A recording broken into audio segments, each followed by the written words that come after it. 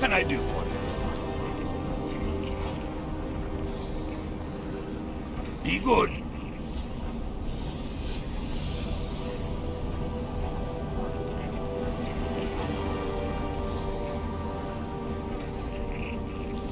Well met. See you soon. How are you? Safe.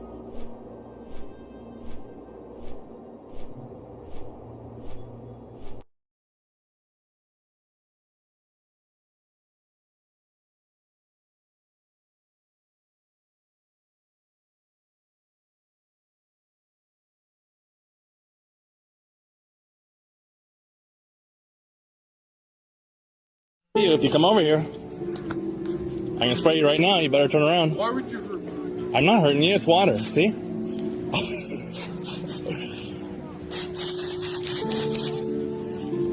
It's really fucking weird looking, man. Does that feel good?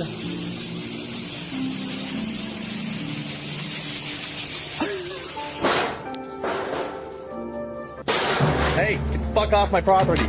Right now. Get the fuck off me. The fuck off of my yard. I will spray you again. Very fun. Take it off. No, get off my yard. Get off my yard. Go home right now.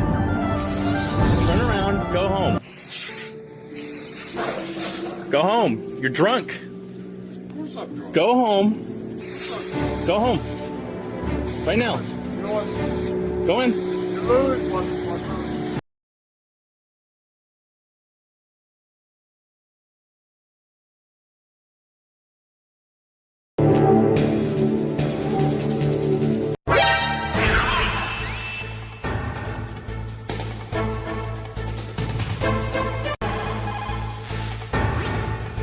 Snake, you are in danger. Get out of there.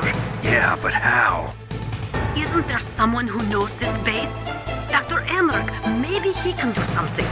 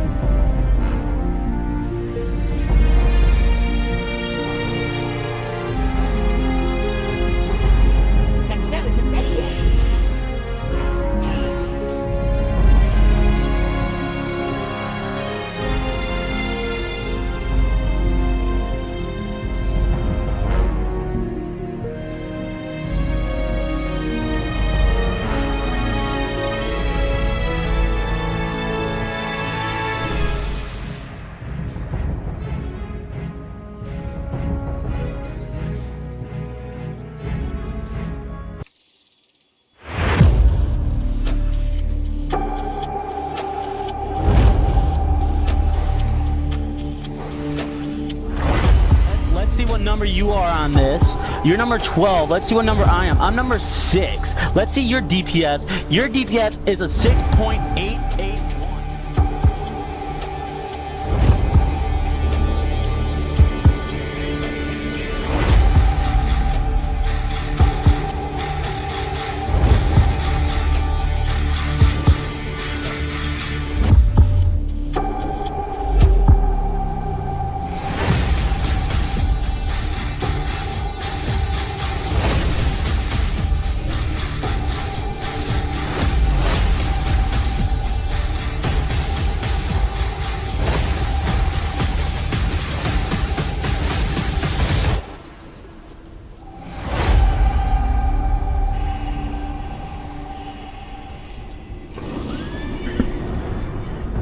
Alright, ladies and gentlemen of Azeroth, welcome back to today's live stream. Here we are, right outside Ragefire Chasm. We finished yesterday's live stream pretty much right after completing RFC as a 2-man. We went in at 16, got a lot of XP in there. So we actually think 17 in there, and now the adventure continues. So before anything happens, just gonna invite my man Graze. He should be online as well. Graze for days. Welcome back, everybody. Welcome back. Attic, good to see you. Cap City, good to see you. Battle, Tony Bison, Super Junior, Yolo Zolo, got the whole gang in here. Rio, Krabe, Nomad, Stefan, Steven, Invented, Natalie, Witkowski, good to see you, everyone. McFarville, really good to see you. Happy holidays, everybody. Hope everybody's staying safe, washing your hands, staying well fed, drinking good stuff, eating good stuff. Victory. The classic WoW family, the classic Andes, still playing this game. You'll love to see it. Yeah, the hunter's dead, Sven. Which one? We've killed off quite a few. Okay, yeah, so Graze is in the party. Very nice, very nice. So let me try to figure out what I have to do with my life here. Like, seriously, welcome back, everyone. Hope everyone's doing well. We're gonna be going hard today. So pretty much the plan is to do a couple dungeons today. As we were gonna do 2-man, Graze and I, but you know, Tactics is like a really good friend of both Graze and mine, so you might as well do it with Tactics, right? So we're gonna 3-man it, and because we're 3-manning it, we'll go in even earlier than we wanted to, right? So we're gonna go into WC at 18. If we were 2-manning it, you know, we'd probably have to go in at what, 20 or something, 22, just because, you know, Verdun, we're gonna do Verdun and stuff. Verdun hits really, really hard, so going in at 18 is still pretty spicy because he can still crush you. He can crush you. You know, Verdun slaps, right? So we're gonna go Mage, Druid, and Shaman. 3-man dungeons today. We'll see how many we can do. Mr. Sharp Rimager early, my man. Hey, what's up, Vasi? Good to see you, man. The last one, yeah, the last one died. It was unfortunate. We died in Duskwood. Did you level up your lockpicking while leveling your rogue? If so, I've got a 25 rogue. Well, you need to do it for the poison quest, right? Did you not do that already? For Alliance, you go to that place in Red Ridge. It's like a lumber mill. You know? You go to this lumber mill in Red Ridge, you know, with all the tarantulas and the birds, and you go and you just pick a bunch of those boxes there for the Horde. I'm trying to think where you go. Where does the Horde go to practice lock? There is a spot. Oh, you know what it is? There's a boat in Barrens. It's right by where you get those free thistle teas. You go to this boat, and there's a bunch of lock boxes in the boat. That's where you level it up. You just sit there until you get it to where you need it to be. What is the name of the EU hardcore server? EU hardcore server is Hadraxian Waterlords. Yo, McBlitzheimer with the Prime. Thank you so much, man. Starting the stream off strong. You love to see that. McBlitz, welcome in, man. With the tier 1. Seed Cloud Buckler. Oh, yeah. Oh, that'd be nice, huh? Seed Cloud Buckler. That's a nice Shaman shield right there off Verdun. Or the Living Root, either way. Stoked for Ghost Wolf. Oh, you already know, my man. Ghost Wolf is so nice. And Druid is going to have, at 20, he's going to have Feline Swiftness in cat form. So at 20, we're going to be zipping around. I'll be at 40%, he'll be at 30%. At least in the outdoors, because Druids, it only affects them in the outdoors. So that'll be nice. We'll be getting 20 today, for sure. So what I'm doing right now is I'm doing hidden enemies. Check it out. Look what I'm about to get. This is one thing I learned last time. Last time, on my last Shamans, I realized that the hammer here is actually pretty good. It's 2-9. It's slow. It's got strength stem. You know what? If we're doing WC, though, because I'm shield spec right now, because I enjoyed this, but this could have been a misplay, to be honest, because duos is a whole nother animal. This is my preferred spec when I'm solo, to go shield spec and go down and enhance and pick up Hammer of Orgrimmar and I pick up the Semiflame shield. But since we're doing WC soon, I could use all the int I could get. So unfortunately, oh man. I was going to pick the Hammer and it was going to be awesome. And I was going to look amazing. But I think I have to get the staff actually. You hate to see it, having to choose the stick, but we need the int, we need the spirit. I mean, this is like perfect stats for the healer. I was talking with Cilantro Zoot. He's another member of the hardcore community. This is what he lives for, like 2-man dungeons, doing dungeons, you know, under level with just two people. And he was telling me how much he values spirit. Spirit, it's not really a choice for him between plus healing and int. It's a choice between int and spirit. The spirit is going to allow you to get a little bit of mana, you know, while you're mid-engagement, right? And, you know, for his healer, because he's the druid tank in their duo, his healer has just spirit on every piece of gear. So that was interesting. I learned something. Alright, our freshly minted Staff of Orgrimmar. Usually don't pick this thing. It looks to me, as far as sticks go, not bad. Alright, Graze is in disc and he's ready to go. So let me know how the sound is, by the way. In Org, the music tends to pump a little bit hard, right? So the music could be a bit loud right now, but once we get out into the Barrens and the other zones, it should be a little bit more mellow and nice. Let me call my man Graze real quick. Blaze for days. There he is, Cargo. How we doing, brother? Good morning. Good morning, good morning. Yo, are you hyped? What's on the itinerary? You talked about it? Yeah, I was talking a little bit about it. So we're trying to get some stuff done with tactics here. Did you turn in all your RFC quests in Orgrimmar? You get your staff. I did. I think I'm gonna save the Cauldron Stir because I'm a druid and it is a BPS upgrade, but it's 4 int 2 spirit or 4 stamina, so I kept the Cauldron Stir. Oh, okay. Yeah, makes sense. So I guess the play is now we need to tempo out the rest of this level. I'm like halfway in to 17 pretty much. We got a lot of stuff in the Barrens, and then at 18 we should be good to go for WC. If you want to train up, maybe pick up some gear, some last minute gear. Oh, you know what we need to do though? We need to finish the Leaders of the Fang quest chain, right? Yeah, Leaders of the Fang. So let's just head into the Barrens. I've also, my alchemy is high enough level. I could make lesser healing pots. We could go to Silver Pine, but that might take too long if we want to get these dungeons ready. I can also make minor rejuvenation potions. Those are nice. Yeah, the minor rejuves. Yeah. Yeah. How many lessers do you have? I have 3. I have 4 on me, so we have plenty of those. Okay. Yeah, we could pick some up too, you know, like while doing this last minute questing. So I'll see you out in the should we head to the Barrens and we'll just oh no, do we need to Yeah, Barrens. Yeah. Alright, see you in the crossroads. See you in the crossroads. Hey, Kovzy, good to see you, my man. I mean, there's a priest with spirit tap. 1 kill could regenerate full mana. Yeah, and he has priest. He has a priest in his comp, so they might be a bit biased in that sense, right? They have a priest. We don't need Tiger's Eye since we're with our professions, right? Oh, do you need this for leatherworking, maybe? Any leatherworking, big brains? I don't think so, though. All right. Straight. Quick bank deposit. We're flying to the crossroads. We're gonna finish the rest of this level, and then, believe it or not, we're going right into Wailing Caverns at 18, and we're going to do Verdun. Yes, we're going to do Verdun. Verdun is going down.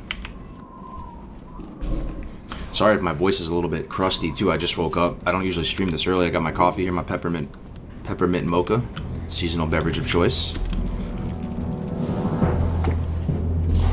Just powering up for the day. Is there any rules about rested XP? Oh no, there's not. You can get as much rested XP as you want, man. Okay. All right. Let's deposit some linen. For the Horde!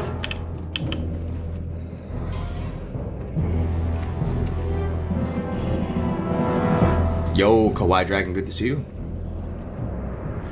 Good to see you. What class is tactics? He's a mage. Mage is so good, right? Anybody who plays Classic knows how strong mages is. Mages are probably I don't know. What do you guys think? The strongest class in Classic? Probably. I mean, if I had to. I mean, I think all the classes are great, but there is a line that suggests mages are the strongest in the sense that they can just do unfathomable things. Mages are just insane. I mean, did you see that video? 20 mages doing ZG? They literally just pyroblasted their way to victory. Killed Hakar, no healer, no tank. Mage is gross, man, so. What happened to the dwarf? If I'm not playing it, you can assume it's dead. They're all toast. And all the clips are sprinkled throughout my Twitch. If you want to go over to the Twitch, just go to clips, like top clips for the week or month. They'll be there. Make sure you get that chain for leaders to Fang down. Yeah, that's what we're working on right now. That's the prio. Overall, mage for sure. Yeah, people say mages and warriors, right? But I mean, yeah, warriors do pump the hardest in raid DPS. But I mean, you're talking about overall quality of life, start to finish, level 1. Yo, did you watch the Liz clip? Not on stream, but it's hype, right? You saw it? We were watching it a second ago. Yo, 57 warrior got saved. I'll be honest, man. I might have done the Boy Scouts like code of honor and just respected the 1v1. I don't know what I would have done in the situation. For real, you see Angel running out. You see a warrior run out of that bunker with shield wall up at 20%. You're just gonna respect. It wasn't even a 1v1. It was like a 1v8. Gray's gonna let him die like my man fighting that pirate in Tannerus. Let me fill my chat in on what's going on here. So there is a clip in the Discord. Does anybody know who OK Liz is? He's another streamer in the community, and she joined kind of recently. She saved my man Angel. Angel's the guy I've been doing playing tennis with. He lives right next to me. Like, we go to the same Starbucks. We go to this Starbucks, and he's the guy who's died 3 times, 50 plus on Warrior. Let me check the weapon crate. 3 times he died to that Infernal in Fellwood. He died to the Scarlet guys in the camp. Alright, when we were trying to burn the tent. You want to show him? You may not want to. Yesterday he was. You want me to link the clip, guys? I'll link the clip for you. Here, let me go find it.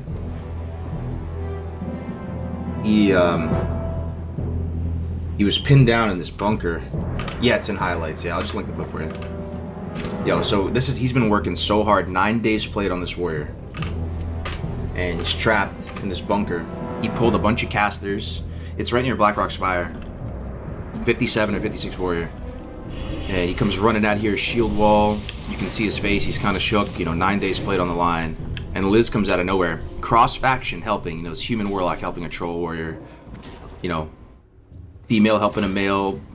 Alliance and horde helping each other. It just feels good all around, man. There's a lot of like camaraderie there. Hardcore people looking out for other hardcore people. It's just cool, man. Give it a watch. Cool. Hey Felipe, good to see you. Early start. We're going hard today. It's probably like a 6 to 8 hour, or probably like an 8-hour stream. I remember this warrior barely lived from the Alliance Outrunners and the Barons too. Yeah. Oh, you know what? That might not have been his run. That's how many warriors he's been going hard on. He's just been going spamming warriors like nom nom. Yo. All right. Let's see. So we're in the crossroads. What do we do here?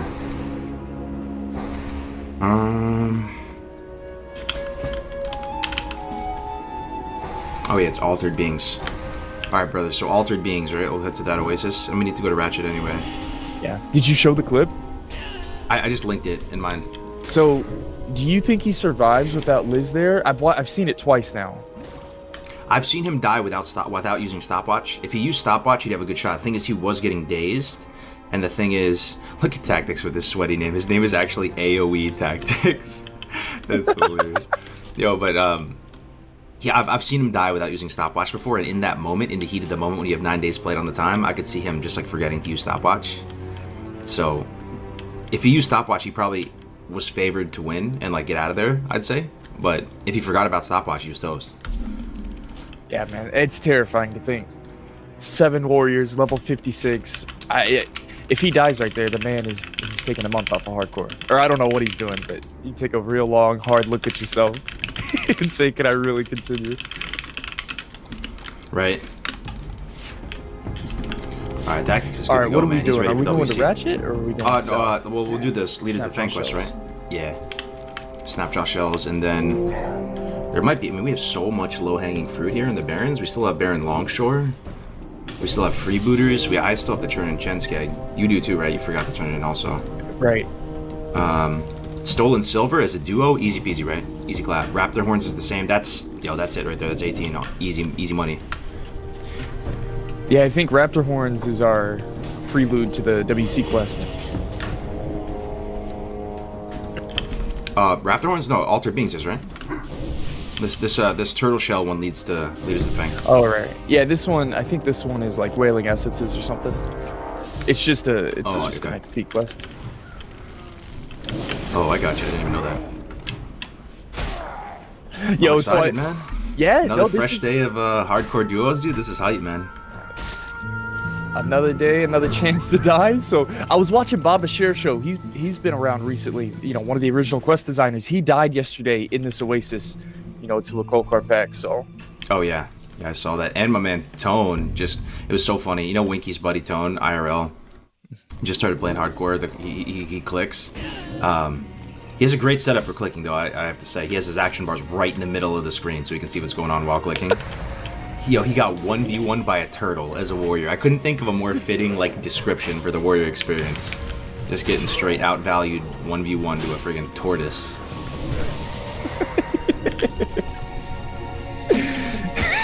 yeah, we were watching him. Yo, it was perfect. This guy was actually the most high-speed clicker I'd ever seen. He had a custom UI. He changed his UI at level 6 when he got more abilities to fit the middle of the screen so he could click more efficiently. That's what's up, dude. I mean, Ash to mouth is a clicker. Did you know that? Like, it's the performance. You know, if you're able to get there, you're able to get there. Like, haters are gonna hate, right? Like, if you're able to get there, you're gonna click the buttons, man. It's all good. Like, Yo, I got nothing against them. You know, I feel like all the streaming and recordings exposing everybody. Yo, even myself, man. I've been insecure. Whenever TBC arenas come out, I know everybody's acting like they're high warlords, they're multi-glad warriors, right? oh, you're gonna see people just shit in the bed with arenas. Yeah, man. You're how good you are really goes to the surface immediately in arenas, right? It's yeah. People talk a big game. I'm 100% with you. I'm a little nervous to say the least. Me too, man. Streaming arenas is scary. I mean, I feel pretty confident in myself, but I mean, streaming arenas, I've never done that before. That's got to be kind of terrifying. You're really just on display at that point. Can I see if my totem is going to do anything today? Yo, you got that whiskey totem. I swear, man, you got The whiskey screwed. totem, brother. Can't perform. I'll throw it on man. free for all. That's so. Yeah, I honestly don't know what you do with a totem. A totem that doesn't want to cooperate. If you missed the stream yesterday, guys, apparently this the searing totem for a lot of people has been acting up and not Yo, working. everybody's telling me to fish, and I got PTSD from that last warrior. Yo, too much fishing, and no, yeah. I think I win the award for the most wasted time fishing and dying right afterwards. I fished for 30 hours, didn't level, and then died. Right That's a away. lot of fishing, brother.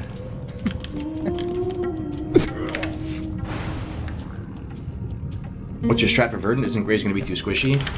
I mean, kinda, yeah. Oh, hold up. We have 3 turtles here. Hold on.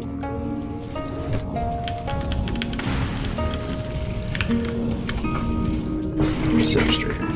I gotta get in the healing.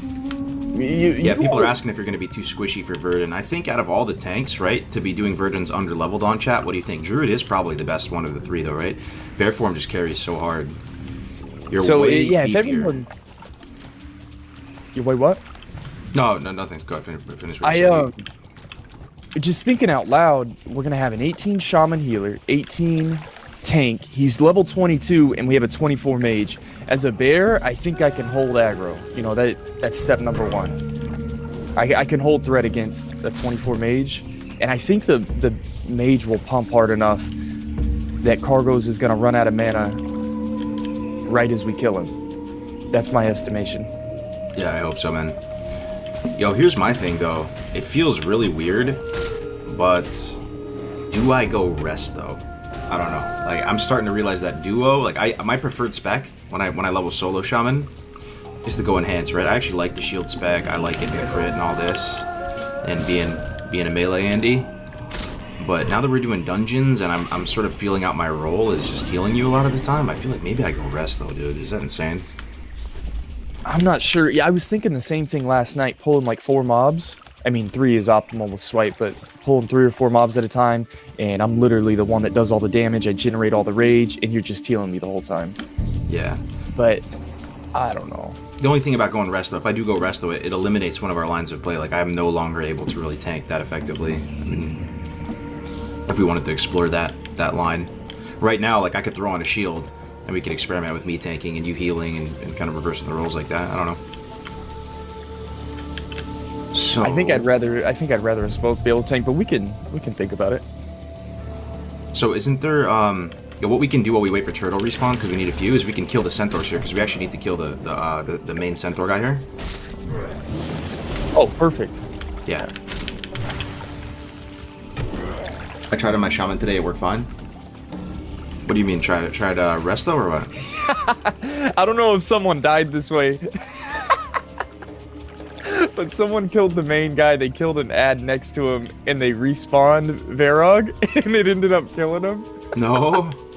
Like, super bad RNG, they just double spawned him. They double spawned Varog? Yeah, something like that. That never happens. Usually you're sitting there killing like hundreds of these things and it never spawns. A couple points in resto would be great. I'm looking at the resto tree right now. I mean, the resto tree is looking like a snack. Healing wave. So the thing is, actually... Wait, I get the 1 point... When do I get the 1.5 second cast heal, guys? Any shaman mains here? Is it 20? So maybe this talent is looking good right now, but once I get that 1.5 second heal... I forgot what it's called. Healing something. Healing wave or... Then maybe those points don't feel as good. I mean, this is shaving up 0.5 seconds of healing wave. That sounds really nice. I mean, that's literally what I'm casting at this point. That's all I'm casting. And then we can reduce mana cost. I mean, this stuff is doing more than my shield spec for doing dungeons. This is... I heard this too. Ancestral healing. I remember talking to like Yo, big this is an brain Herbalist stream. Silverleaf and Briarthorn stacked on top of each other. big brain speedrunners and stuff, people who like are raid leaders, you know, really know a lot about speedrunning both Alliance and Horde. They were just going on and on and on about how good ancestral healing is. And that ancestral healing is one of the main reasons why Horde actually can do better than Alliance when it comes to speedrunning. At the super meta min-max, sweaty, maximum efficiency type thing. Apparently this talent is incredible. And you know, you wouldn't necessarily think so. It looks kind of underwhelming at first glance, but it increases your armor value by, I guess, 24%. 20, it might round up to 25 for 15 seconds after getting a critical effect, which happens all the time. You might be downranking heals and just trying to fish for this to try to keep uptime up on this, right? I don't even know if that's the strat on shamans, if there's any shaman mains here, but that armor increase is nice. It's almost like that increase you get from lay on hands. Yo, this is what Baba died to. A level 15 shaman just got 1v2. Yo. Brutal. Cast time is not going to be why people die. You don't think so, Mexican?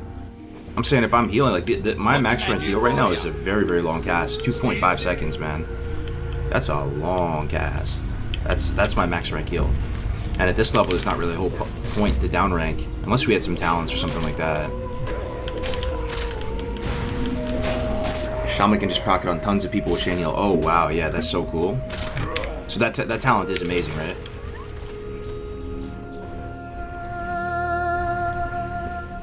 Healing wave much more efficient. That's what I would think. Yeah, apparently lesser healing wave is supposed to be like your emergency heal, and that healing wave is much more efficient. So shit, you know, cutting the cast time down seems really good. I don't know, man. If I had the gold for it, I kind of want to respec rest though. Like our damage is fine, you know.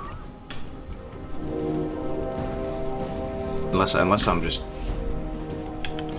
I'm crazy. If I'm crazy, speak up. But I feel like the more and more I'm playing this duo out, it feels like resto's the play.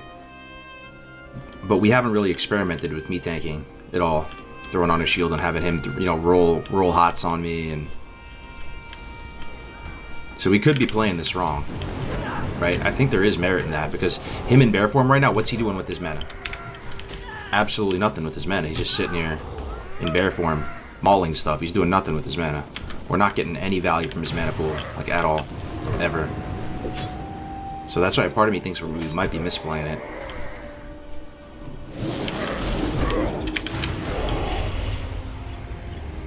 Shield spec was quite useful. Yo, water barrel so far. Water barrel? Oh my god, crazy. Barrel of milk. I've never seen that. I've seen... Wow, it's actually a barrel of milk. Nice. Yeah, solo, the shield spec is nice, but... I mean... Just kill a bazillion of these guys. There's so much bro science around this quest, Gray. There's so much bro science. People are like... kill the pack runners. They summon them, or it's not the pack runners, it's the other one. But you pretty much just kill The mob- centaurs. Yeah. Oh, I think it's At these. least, like- People say kill the blood chargers. The blood chargers summon him, but no one knows for sure. Just seems to mysteriously spawn. Oh my goodness, even without buffs, you one-shot stuff. Yep. Yo, everybody's telling me if if I need to escape in a dungeon run, don't follow cargoes. Yo, that's fucked up. Dude, I'm an expert WC runner, man. You kidding me? Imagine dying in WC. 402 watching, told him, I was 38 like, likes you on can't the trust stream. anybody with Oh, action cam pancake. Way to spot it, man. Zoomed in. Yeah, if you have a second, guys, if you could like the stream, it would help me out. Really appreciate it. Appreciate the shield on my behalf, pancake. Shield spec is awesome, but in duo, especially with Gray Snake, it seems redundant. Yeah, I'm on the same. I think I. So no one's reacting. Like Resto seems fine. I feel like somebody would have said you're an idiot by now. Go on Resto. We might go Resto. Speak now or forever hold your peace. It's looking like the play.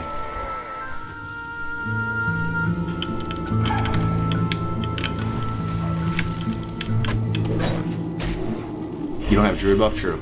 Oh, yeah, yo, could I get the Mark of the Wild and the Thorns if you get a second? Of course. Appreciate it. Resto boring though? I mean, it doesn't really change much. Yeah, we need an over-under on when Varog's gonna get spawned right now, man. I got another 12 mobs. 12 mobs? I'm gonna guess 5. Within 5 mobs he's spawning. Fair enough. Oh, we can kill the turtles though. Let's kill the turtles real quick. I just spec Ellie. Resto's gonna gimp you outside of the instances and Ellie absolutely slaps. It does. I mean, it just duo is another beast though, right? Like my damage doesn't really even matter that much. Like we're gonna crush stuff regardless because we're in a duo. You feel me? Like mobs that we're just killing like this, like they stand 0 chance versus us. No, whether I'm Ellie, like would I even have time to cast a lightning bolt versus an average mob? Maybe like 1 lightning bolt. Ellie's just damage though. Like I'm thinking in terms of dungeons because we're gonna try to like push dungeon content too. Like, am I gonna be spamming lightning bolts and stuff in a dungeon? Maybe.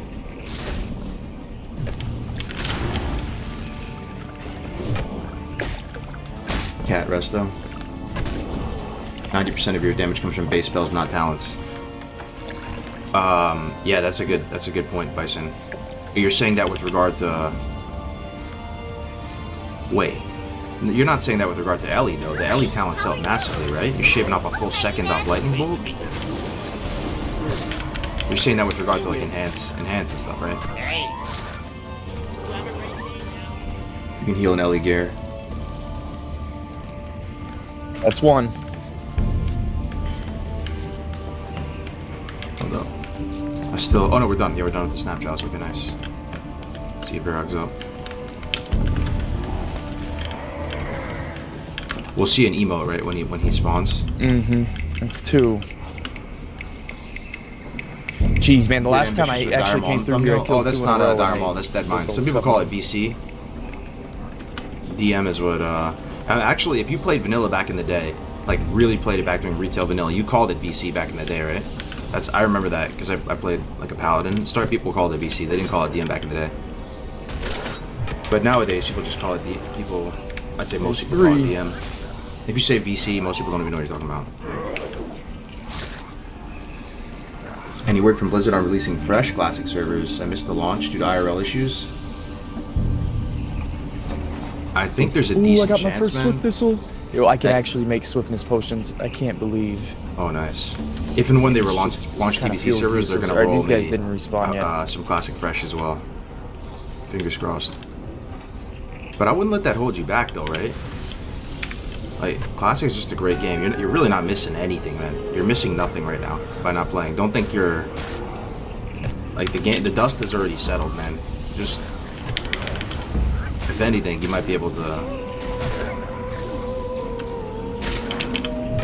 Yeah, I wouldn't let that stop you, man. The fact that it's not fresh, like, you're not keeping up with the people with 9 million gold already. People are already so geared. Like, it doesn't even matter. That race for gear and clout and everything's already over. Keep your feet.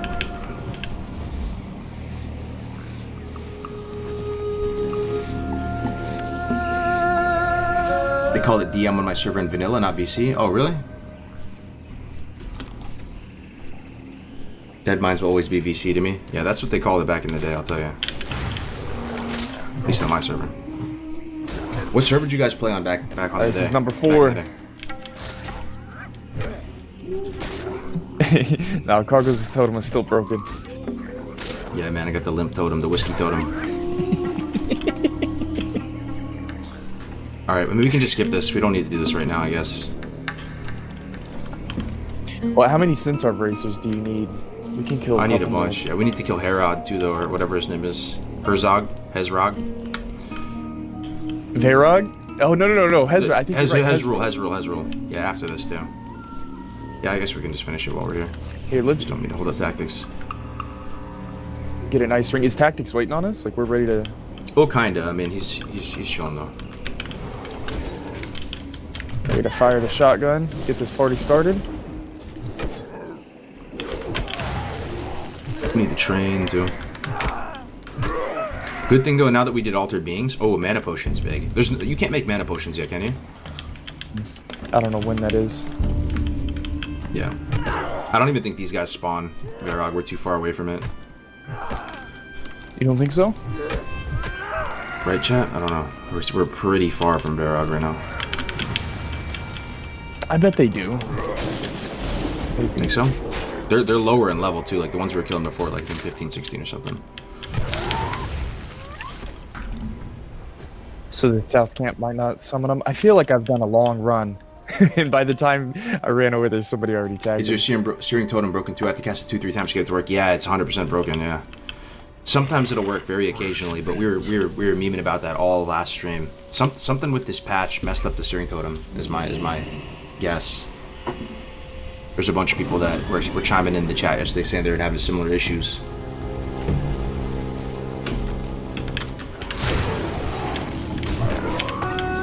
I'll put it down right now. Let's see if it works. Oh, it's working now. But it's very janky. Like, it's working now, it won't work a second later.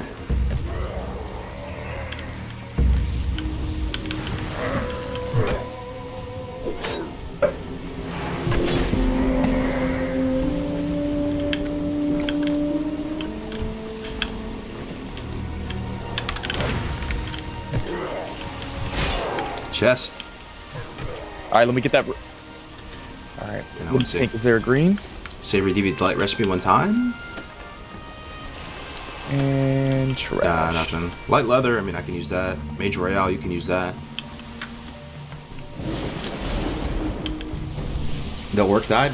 Which one, commit? Are you talking about the hunter, or? I just deleted the hunter, man. Oh, yo, Rocklands. This guy's he's a rare elite. No, dude, this guy, I said this in the back of my mind. I really hope this guy isn't up because He pipes? Yo, he lays it down.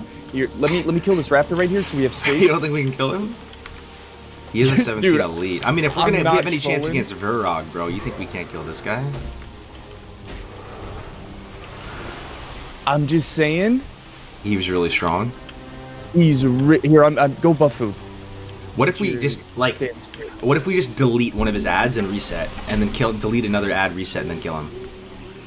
We're gonna delete both ads first. Yeah, get your food buff. Okay. You wanna? I think that we could. I think we could just man fight him. We just gotta focus the ads down, and then as long as you get ahead on healing. But this guy is like Barack. He hits for like 80 damage, like crits for 160, which is insane. I double scrolled and I food buffed, so I'm good to go. Okay, double scrolled. So I'm gonna open up with lightning bolt. I'll put down an earthbind, and we just delete one. Like, yeah, oh yeah.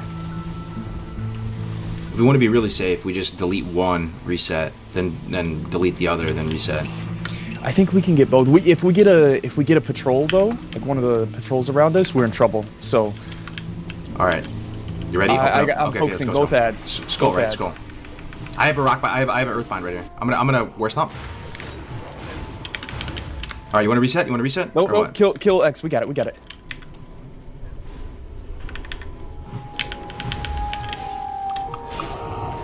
Okay. And now this guy has 1,200 health. That's what's so hard about him. Okay, I'm casting heals on you. All right, I take that back. He only hits for like 30 damage, but he's got like it's like the Raptors, like a double hit. What's it called? Like a thrash? Oh, he has a thrash, yeah. Yeah, we're looking good. You can imagine though, 1v1 this guy. 1v1, chunks, man. yeah, you might think he's just a... Because that's one thing that kills you a lot, right? You think it's just a rare, you don't realize it's a rare elite. Right? You see the Silver Dragon portrait. The elites have like 3 times. Yo. Right, they have like 3 times the health. Yo, this is what we're here for. This is our bread and butter. Let me see bracers of the monkey. Dang. Soldiers, boots of Thrash. defense, 4 silver, all that work. That's gotta spawn Herzog, or, you know, whatever. Verog, right? We just killed, like, the Centaur Lieutenant, the Centaur General. Is there any chance he's up and we just too far away to even see the emote? Let's go over there. Let's see. Alright, I'm killing it. I'm bringing 2 to you on the way, just in case. I had problems with my Earthbind. It was similar to the Searing Totem problem yesterday. What kind of problems could you have with Earthbind? Yeah, right behind you.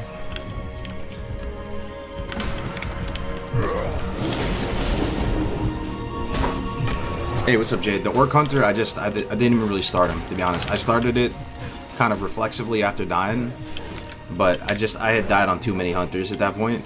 I think I died on like 5 hunters or something like that. Oh, these raptors call for help too. There we go. Yep. Alright, Gotcha, he's coming in. Verog's up? Oh, very nice. Yeah, he just got something. I died on too many hunters, Jade, that I just want to give it a break. You don't happen to have cure disease this level, do you? I got poison, not disease, yeah. Alright, I'm gonna go Good get to the see you, tag. Jade. I swear, man, Happy holidays, because this is what I do. Whenever I see someone summon him, I just go straight to it, even if it wasn't me that triggered it. Oh yeah, that's the play for sure. Hopefully Scumbag Jones isn't over here stealing the tag. It's a druid! No way. Nope. I don't He's think a he's 21. not. Just go up and tag him, bro. Move fire. Yep. Oh, he is going, actually. No, Nope, he no, was he's just toying with us. Nice. Let's see, you need 9 more bracers, too. We could take out... Oh, no. No, we don't have to finish the Yeah, bracers but- now, man. We have to do the other Centaur quest. We don't have to worry about that. Quest is a nightmare to do solo, let alone duo. You think we could do counterattack at this level? You're saying instead of doing Baron Longshore and all that, we just go do counterattack and Hezrul? We could. Thing is, Baron Longshore, that stuff is getting green, bro. That stuff is not gonna be relevant much longer. Yeah. Let's do Ratchet, like you said. Okay. Yeah, Crash Prince died. You hate to see it. Rip the Crash Prince. It does, man. It feels good. Like, normally whenever I'm in hardcore, I'm kind of... I'm a little just cautious with my pulls. In a duo, I'm just tagging everything in sight. Hey, Marathon, good to see you, man. Good morning. Winky Potamus in the house. He isn't the issue. Those 2 ads are little shadow casters that pump. Winky, good to see you, man. F's in the chat was awesome last night. Enjoyed the power hour, too. I was eating sushi watching you do the power hour. Man, any sushi lovers in the chat? I tell you, I just appreciate sushi even more that we can't get it too much with the whole pandemic and everything going on. I used to eat sushi like once a week at least. It's pretty rare that I get to eat sushi now. Had sushi yesterday. Had some chicken katsu curry, some sushi, some gyoza. Oh man, one of the best meals I've had in a long time.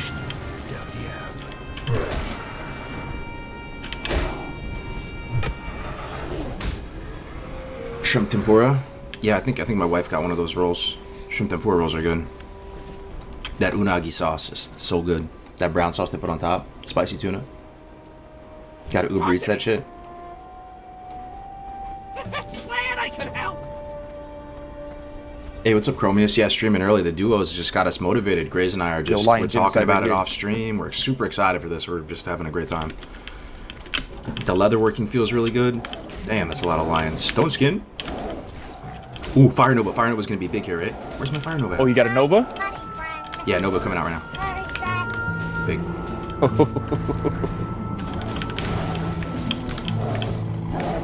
I put it on 6? Did you even heal me? I don't know. I can't remember. If you ever need anything. Alright, let's just go do Baron Longshore. Oh wait, do we have South Sea freebooters too? Though? Do you have that in your log? I don't think I picked that up. Hang on. Chin's empty keg for some reason. Oh, see, I advanced the next quest for this. Do you have South Sea freebooters in it by chance? I do. You just want to go straight there? Yeah, I don't have it. If you could share it. Yeah. Okay, sick. Yeah, we can, because the reason why I say that is we can just drop down pretty much on top of the pirates from here.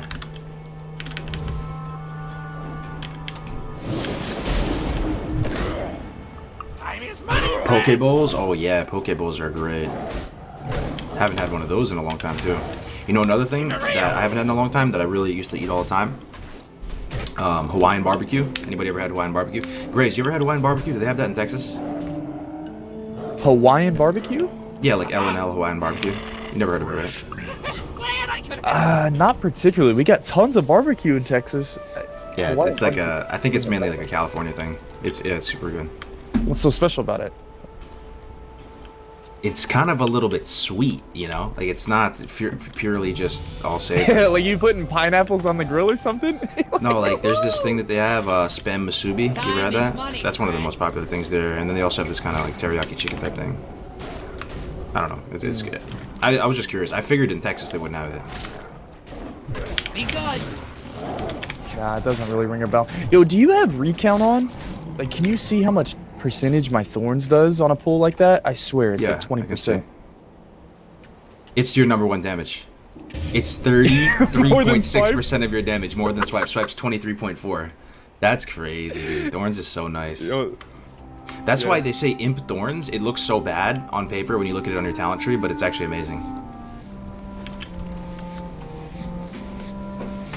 If you ask for Hawaiian barbecue in Texas, you probably Do get I shot. actually go Why you say thorns that? in our duo? There's no way. We're like a cheap man's AoE mage farming two-man group. Oh, because Texas has a lot of pride in their Just barbecue. kill everything with It's thorns. like a special kind of barbecue, Texas barbecue. Is trio ever going to be a thing in this community? So, I mean, it's kind of an awkward format, man, trio. Just try it, is what I would say. Try trio leveling. It feels bad. I don't want it to feel bad. I think people would like to have trio be a thing, but you're just managing more people at that point. More people have to be on at the same time, and also there's just not the mob density in pretty much every area to get quests on. A lot of quests are already kind of a non-starter on duo. Trio, it just becomes like a borderline meme. The XP per hour is so low that it just feels pretty horrendous. That's probably the main reason why it's not too popular.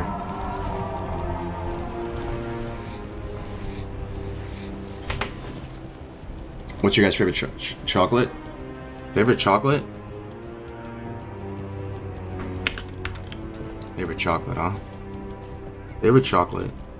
Like mainstream chocolate? Favorite chocolate? Oh, why is this so hard? Grace, what's your favorite chocolate? Chocolate bar. Mainstream chocolate bar. I am not a chocolate person, but it has to be. Is a Snickers a chocolate bar? Yeah, Snickers is a chocolate bar. Yeah, Snickers? Snickers, yeah. That's my go-to. If I need a little pick-me-up, I'm going on a long road trip. I remembered. It's not a chocolate bar though, but it's a candy bar. It's like a nougat bar. No. Snickers is a chocolate bar. My favorite candy like bar one of those is milky Payday, ones? bro. Did you ever have a Payday? The nutty It's bar. caramel and peanuts in it. It's so good. Hey, see you later, Terrell. Do they? It's like one of those. It's like a dynasty. Like when was the last time you saw a Tootsie Roll commercial? A Tootsie Roll commercial? Since when I was a little kid. Or Tootsie Pop commercial. Remember those? How many licks does it take to get to Tootsie Pop? Yeah. Even that. Like it's like a. Is it called a dynasty? They don't even have to advertise it anymore. I feel like Payday's in that same pay grade. Yeah. No, Paydays are great, man. I kind of want to get a Payday today. I haven't had one in a long time. How do Paydays and Maw go together? And Maw? Oh, That's probably horribly. This acidic, punchy, like Rip Harambe guava taste, and you're just gonna. yo, have you found anything good that goes with Maw nowadays? Like, what's everybody's favorite? Do you I know partner energy drinks with something? Like it's a freaking steak and wine? I just drink the energy drink because it's standalone thing. Like, it's a standalone experience for me. It's like I'm craving a nice shot of blue raspberry with my pork loin. Some blue Razma, 2 scoops. Well, I know normally it's on an empty stomach. You're going to work out. Yeah. Just didn't know if it. Every time I drink Maw, I'm like borderline delirious, like just looking for salvation.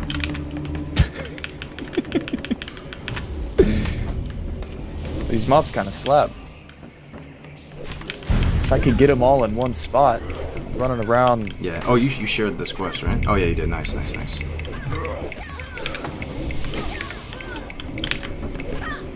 Yo, the Fire Nova Totem Blast Wave is pretty big though, isn't it? That's always surprising. It does me. a lot of damage. I almost, if the fights were short enough, I would use it over Searing Totem 1v1. Like whenever I got a new rank of Nova Totem, it just does so. It's like an extra auto attack, but it costs a ton of mana. It costs quite a bit of mana, yeah. I just put it on a middle mouse button. I'm actually really prioing it now. With the way you're playing and pulling a lot of mobs, it seems good. All right, let's run north a little bit. Get this ranged.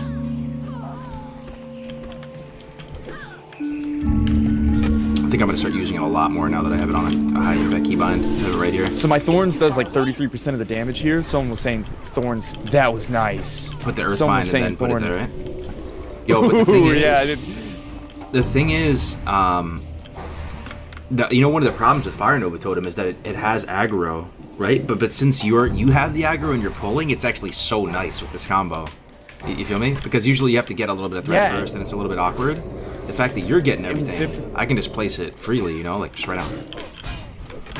True.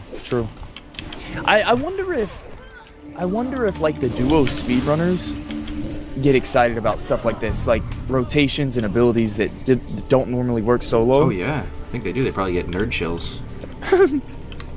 I get nerd chills. Full Baron Longshore, here he is. Alright, I'm grabbing an Earth Root. I love drinking Monster Mule and some pecking duck noodles on the Searing side. Totem fix? Nah, man, everybody's asking about your totem. Yo, we need to take your totem to the doc, man. We need a diagnosis on this thing. I just drink water, boring, but it's good for the skin. Yeah, that's probably good, just drinking water. We should all drink more water. Because you've grown so much since back in the days before you did hardcore. You think so, Jade? It's nice of you to say. How so? Since before hardcore, right? It's 10 months ago. Alright, Earthbind, Fire Nova. I like it, Grays. Earthbind, Fire Nova is kind of nice, dude. Yeah, it is. Watch this, because they can't run, you know? They try to run away. Yeah, bro, I'm liking it. Hey, so I don't know about you, but like playstyle wise, I feel so good being a druid again. Like I really like the off tank. I really like kind of leading the show a little bit. Oh yeah. And for some reason, you like healing. It's not my cup of tea, but It's just so fresh to me healing because I don't heal much, so it's actually pretty fun, man. Kind of like it. Oh, I need this guy's head. Okay. all right, we can go back north, right? Turn these in. Yeah, we still need 2 brigands though. You know, if we could do Northwatch Hold. I used to do it solo on my Druid and Shaman. I Yeah, did it we can both do at Stolen 18. Silver, Northwatch Hold. If anything, we're gonna overshoot this a lot though, because Tactics is waiting. Like even just Okay. with this, I might ding 18 here. Yeah, Okay. you probably need a little bit more though, right? Or no?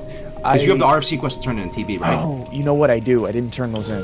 Yeah. So you're probably 18 as well. So maybe we just go to TB together, train, do anything last minute, and just go right into WC. I like it. Yep. All right, let me let Tactics know.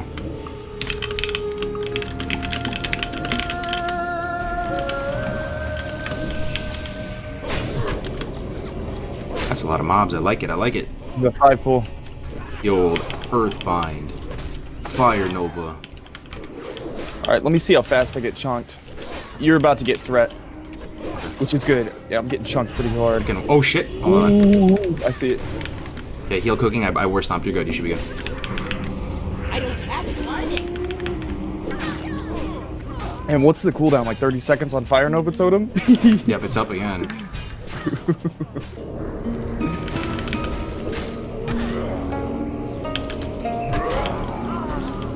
That stun caught me off guard. Yeah, the knockdown, right? I'm surprised Mage's AoE grind here, man. The fact that they knock down, I feel like that could really get you. Mage's AoE grind here. They just never get hit. I think that's the trick. Yeah, I guess so.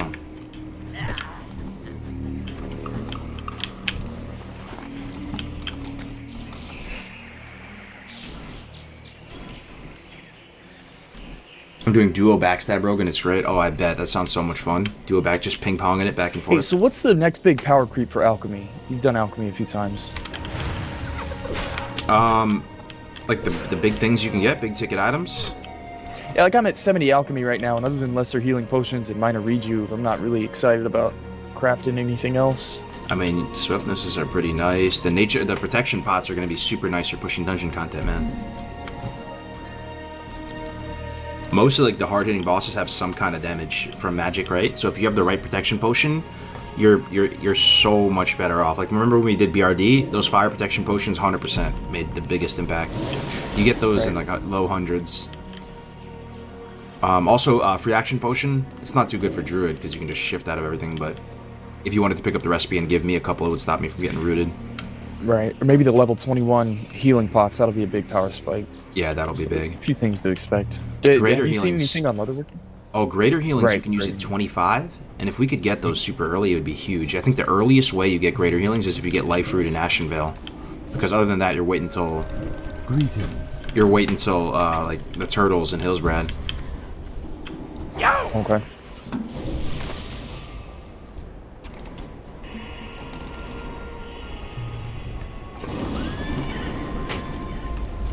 Might stock up on milk and stuff. It's right here. Hurry back! Stock up on milk and fish. What's up? Oh no, I have 40 milk actually. I'll get some fish though, some snappers. You know what's crazy in this duo? There's not very much downtime. Like, I hardly ever have time to drink. Oh, for sure. Glad I could help. Alright, let's turn in. Tap at 150. At 110 you can get healing potions.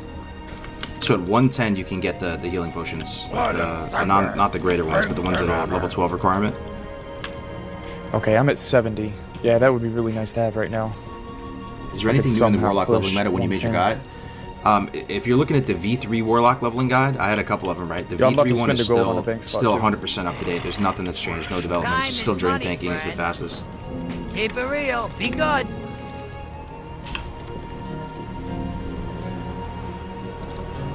Let me get rid of Egg Hunt for Have a now. good one. Yo, keep it real. Look for the weapon crate. Oh yeah.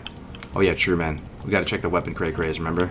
The 20 silver. That's right. Dude, you know, I was looking at it, RFC, Keep it I got quick, an kid. entire I ain't gold got all of day. just raw loot after the dungeon, bro. That's I had nice, 1 gold man. in my inventory. I'm still 1 bar away from dinging. Oh, I have 1 quest here on the dock, though. I think I have 1 quest to turn in Crossroads. Oh, yeah, no, I'll definitely ding. Yeah, we're good. What do you think about Dead Mines before Wailing Caverns? Is there any, like, gear upgrades? Dead Mines, honestly...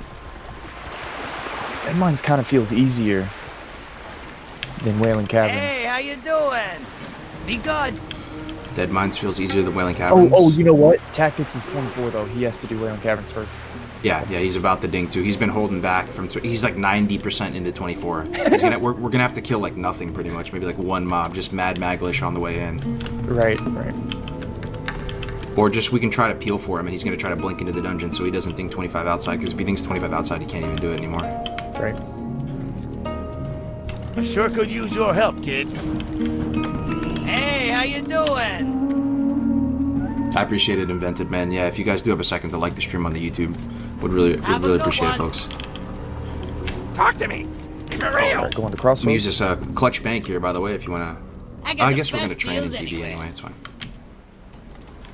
Time is money, friend. Keep it real. Hurry back.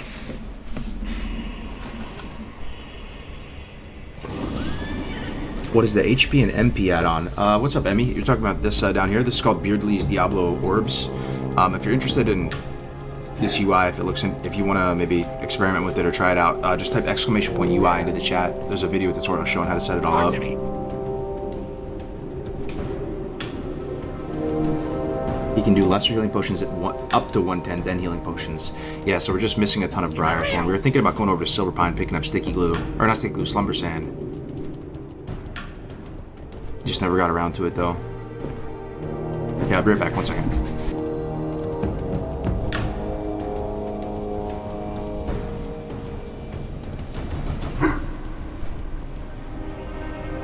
Well met. Safe travels.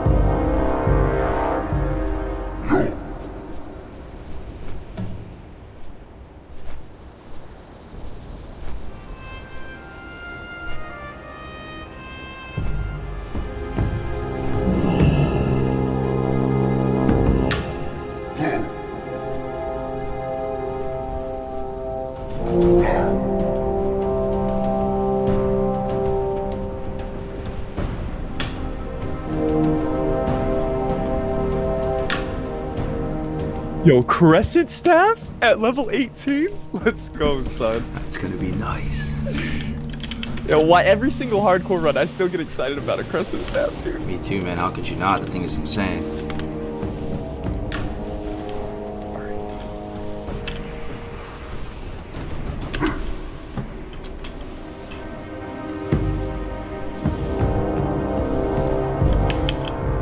What brings you here? There it is, boys. Level 18. Follow up. Rats.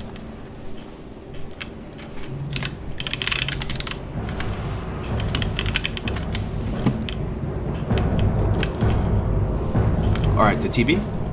To TB we go, my friend. Hey, we have any TB songs? Any,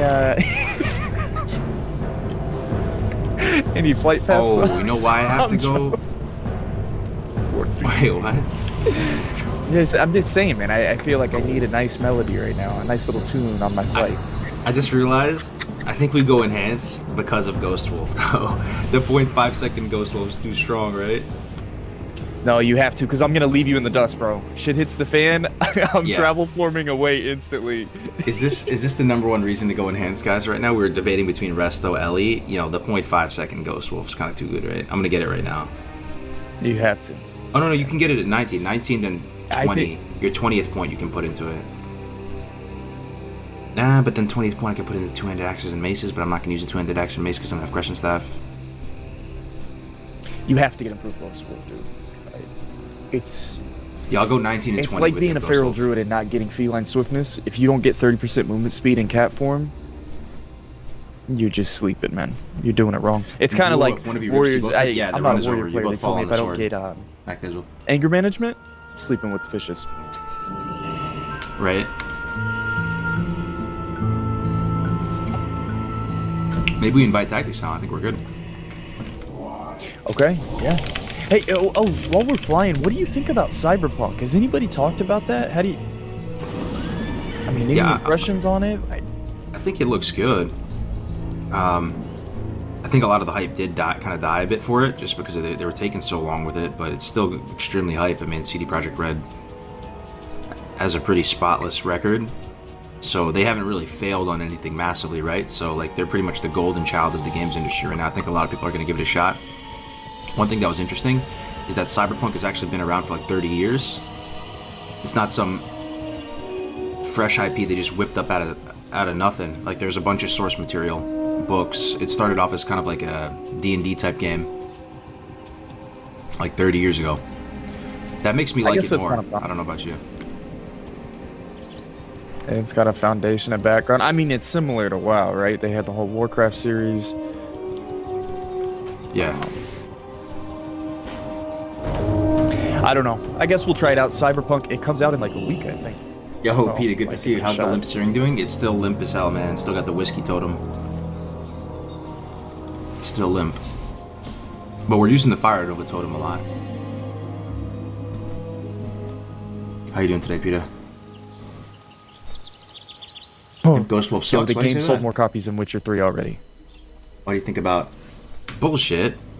That's what somebody said. Bullshit. There's no way that's true, Welcome to chat. Theron. Cyberpunk sold come more to than help Game the of Alliance? the Year. Not even Game of the Year. Game of the multiple years, honestly. What can I do for you? And that's been because Witcher's been out for so long, man. Witcher 3. There's no way. Impossible. Sounds like there's some pretty good hype for Cyberpunk. I might have to hop Impossible. on that train. Impossible. You're telling me that there's more Cyberpunk games sold than the entirety of Witcher 3 games sold over the course of like the last 6 years or however long it's been out?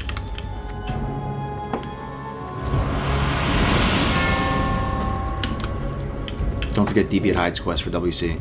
Oh yeah, true. I don't know if maybe one of us could do it. Hey, Skirmish HC, thank you so much for the 3 months in advance of Tier 1 support, dude. You absolutely love to see that. Thank you so much, man. Paying it forward, 3 months. I love to see the HC in the name, too, man. That's really cool. Wearing it like a badge of honor. Yo, no memes, no banter. Oh, yeah, brother. Yeah. More copies sold than any Witcher title. Wait, you just looked it up? Yeah, he sent me an Let me get article. this. More Cyberpunk pre-orders have been placed than the entirety of Witcher 3 The Wild Hunt games sold over the course of the last multiple years. Cyberpunk 2077 pre-orders visibly higher than any Witcher title. That's the title of the article. I think they're talking about pre-orders for Witcher or something. There's just no way. How may I aid you? There's just no way, right, chat? There's no way. That's probably what it is. The technicality. Oh, yo, I'm level 18, so I got to train. Yep. Let's go.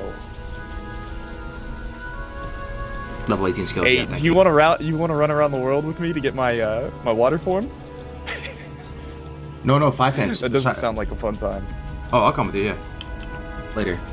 Later. Cyberpunk has been around for 30 years, man. Look it up.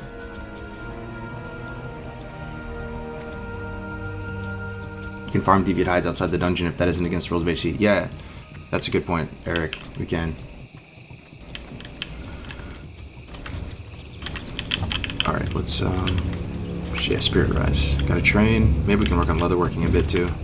Real quick. Do you want to spend, like, 5 minutes doing doing professions if you think you can make anything good, or do you think you can't make anything good? Yeah, we can spend time doing it. Do you think you can? I'm kind of hurting on mats right now. Okay. I can't really make anything. Yeah, we can just skip it. We can do it later. Tactics has been waiting. Let's just go. What is the pink I got bar on some your body? defense That's me, potions man. for us, and I've got weak trolls. Shaman is pink. That's it. Horde.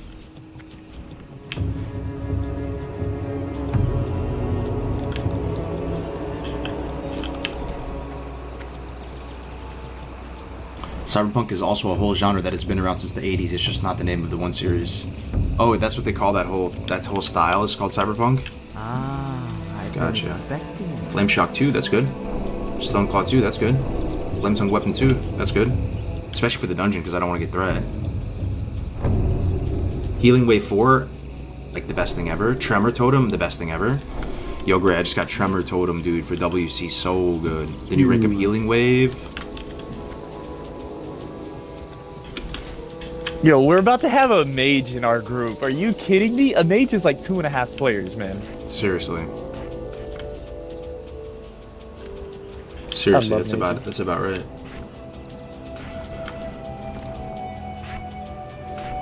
Three-second cast, yikes. Healing Wave rank for 3-second cast. Tremor Totem is really time sensitive. Tremor Totem, right? I'm gonna put it on middle mouse button. For WC, you really need it.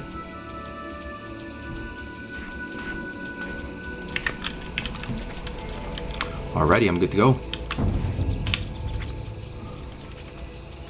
Flame Tongue 2, we're gonna put that there instead of Rock Biter. Alright. WC time. Let me call tactics on Discord. Yo, I'm gonna call tactics on Discord. Perfect. Okay.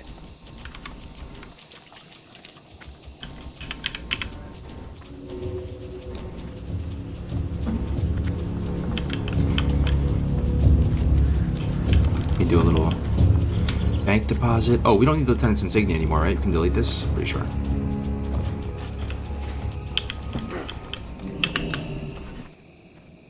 Hope you can get the true best drop in WC Robe of the Moccasin. Robe of the Moccasin. Is that what drops off Cobra on that green robe? Well met. Go with honor. Well met.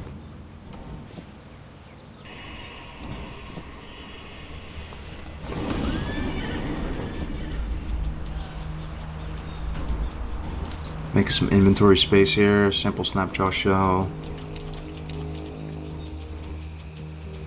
May the eternal sun We're shine good. upon thee. Winds be at your back. Cyberpunk is a dystopian tabletop role-playing game written by Mike Pond Smith and published by R. Talzorian Games, and typically referred to by its second or fourth edition names. I mean, doesn't that make you like something more? Like, does it bother anybody when someone just whips up a universe, apparently just out of thin air? I mean, you have to do it sometimes, right? But you take it less seriously, like way less seriously, compared to something that's been around for years, that has source material. It made me like Cyberpunk a lot more.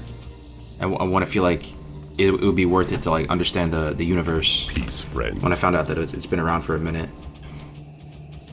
Go in peace. Serpent Bloom? Oh, I forgot to get that actually. Yo, Graze, are you still on TV? I am not. I left. Did you get Serpent Bloom by chance? Serpent Bloom? Oh no, I lost. That's okay. it We all. usually don't even do that anyway, though. Maybe Tactics got it. He's high speed. Tactics definitely got it.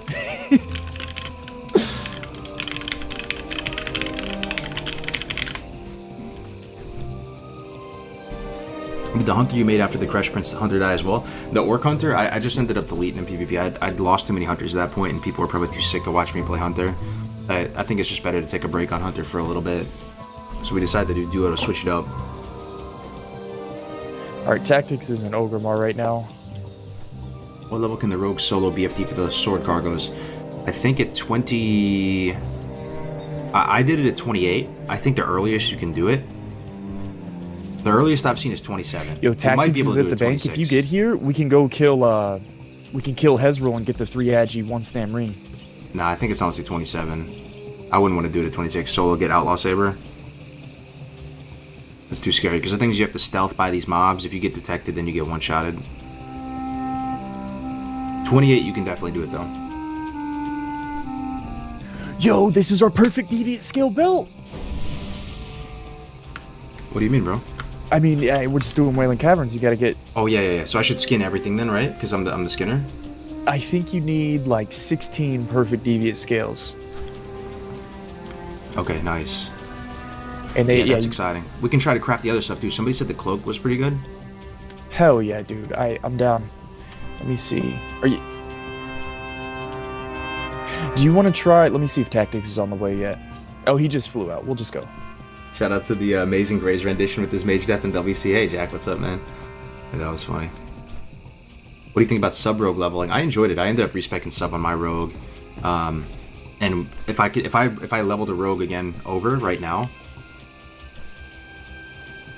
Hey, guys. Yo, Tactics, good to hear from you, man. Good morning, good day, good evening, actually. Yeah, evening. Good morning to you guys. If I ready? If I level the rogue right now, man. We're ready, man. I couldn't feel more secure with AoE Tactics in my On group. hardcore. 24 mage. This is gonna be a cakewalk. I would 5 almost, so even probably better. go combat up until I could get prep. And Hey, then Tactics, respect what, prep, what do you think prep. about Verdun? I mean, does this look like a winning group right here? Does anything like this?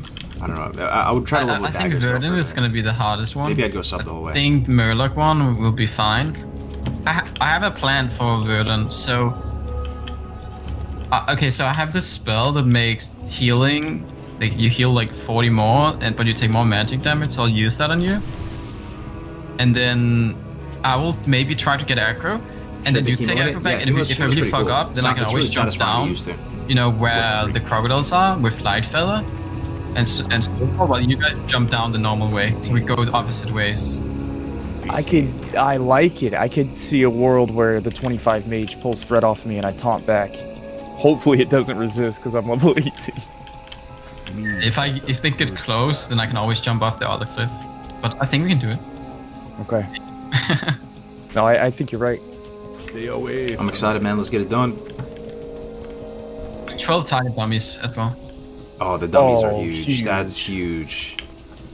Oh, thanks, Gray. Yo, you don't have Serpent Bloom, do you, by chance, Tactics? I have all the quests. Oh my god, you would. I bro. told you, dude. You would, bro. Tactics so high speed. I got the smart drinks as well here. I think you guys have full quest log, maybe? Yeah, Oh, we yeah, didn't dude, do thank raptor horns, so we can't do smart drinks, but that's okay. Oh, okay. I didn't get the ones on the mountain, so we have to go up real quick.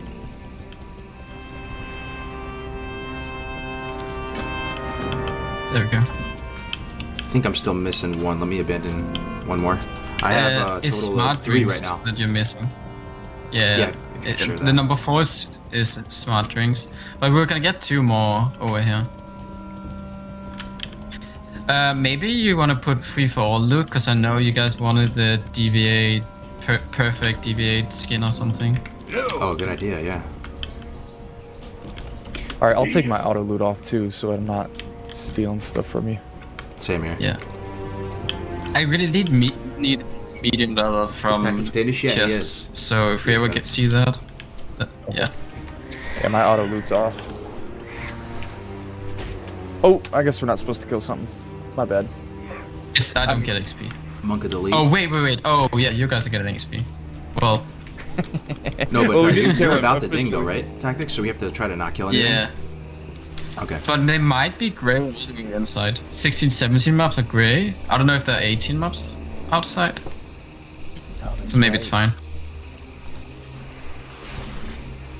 How many hardcore 60s are you? I'm I have 2 at 800 the moment. XP away. Sly. Yeah, 700. A rogue and a warrior.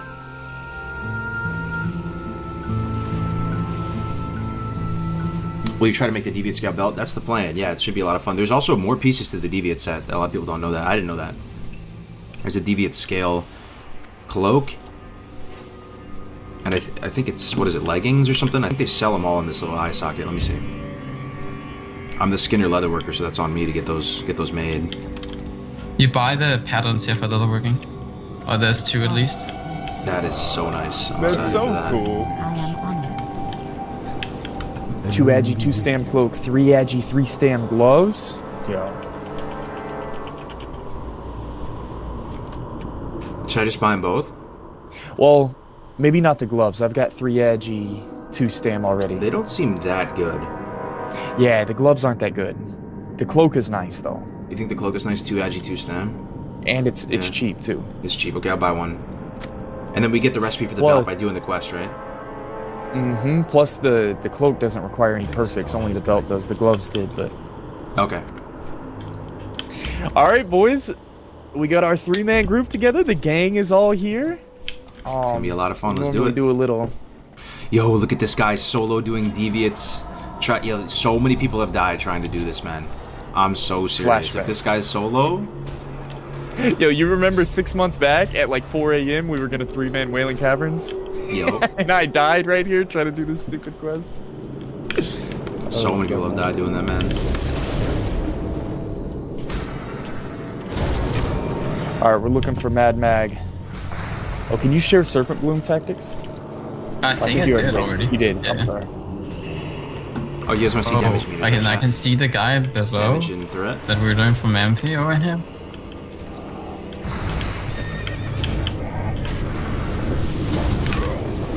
My 3-second heal. Let's see how hard it is. Ooh, hoo, hoo, hoo, hoo. Nice. All right. I think the skinning rate is like similar to the 268 to drop rate on those 316. perfect deviant scales. How much health does he have? Yo, how much health do you have right now? I have 775 in bear form. Okay, with so with it's a- fort. Yo, somebody forted me. Very Oh, nice. same. It's like every time I go through a city, I'm always getting everybody else's buffs. I'm yoinking the Do you guys just want to skip and go in? Or do we kill everything? Let's be a little let's careful. go on maybe these first few mobs. Yeah, once we get to the end of this tunnel, we could run through and skip it all. We gotta be a little careful here, chat.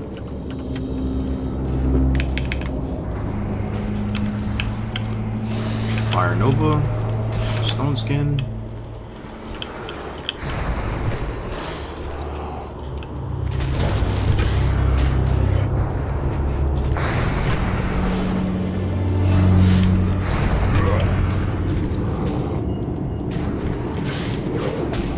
Oh shit, Raise is low. I got heal coming, heal coming. Gotta fucking pay attention in here, holy shit. I'm telling you, man, it's a different beast in here. Yeah, let me posture check. Yep, yeah. You have the potion and skull macro I've for got bear the too, right? potion. Yep, I do. Might want to make one for Skull too, man. If you haven't made one. All right, let me make one for Skull. Macro. I know both of our lives are on the line. It's like For real. everything I do affects you. It's all good. I'm not letting you die.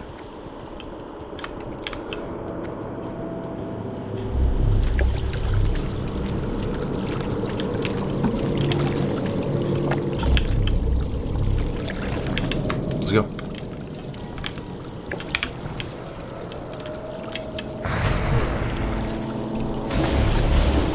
We're saving this other guy right now. What if Tactics hits 25 before entering? Then he can't do it with us, man.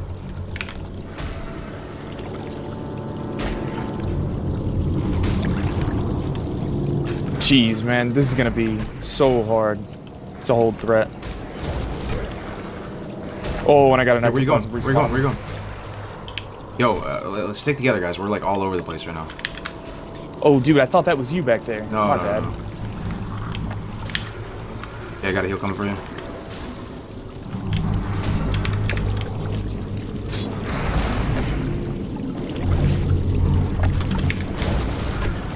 Two actually, one stamina wrist. That might be an upgrade. The cargoes, yeah. I got 3 stamina, bro.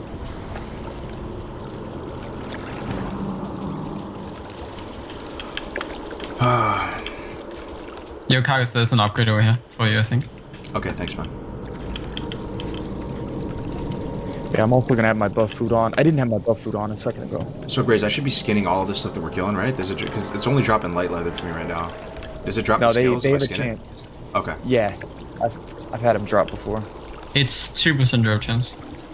Oh, Jesus, that's so low. Okay. And I think 3% drop chance when you kill a mob. Yeah. So every So we 20 have like mobs. 5%. Yeah. And what do we need? 8 for the perfect deviant scale belt, so we need 16. I think so, yeah. How many is that? 16 times I have, 5, that's 80? That's not many. No, Oh, there's no you way. mean- Is it that few? It's 10 scales. That's not that many. It's 10 scales apiece. So Alright, we need that's 20 so perfect deviants. 100? I have 2 of the regular ones already. Deviant skill.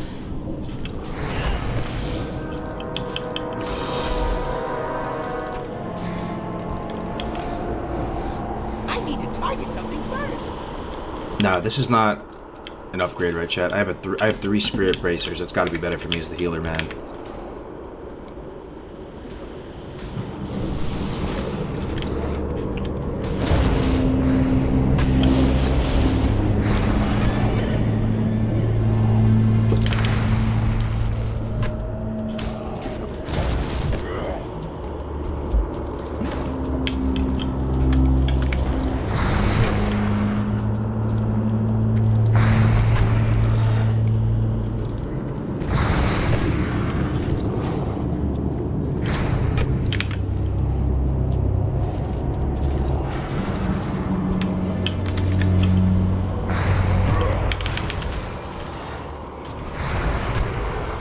You guys both get Defkin belt before too long. Might take a really long time to get 2 deviant belts. Hey Zool, good to see you, man. Yeah, I think we might just try to craft one of them. Where's Defkin belt from? Is that Stone Talon?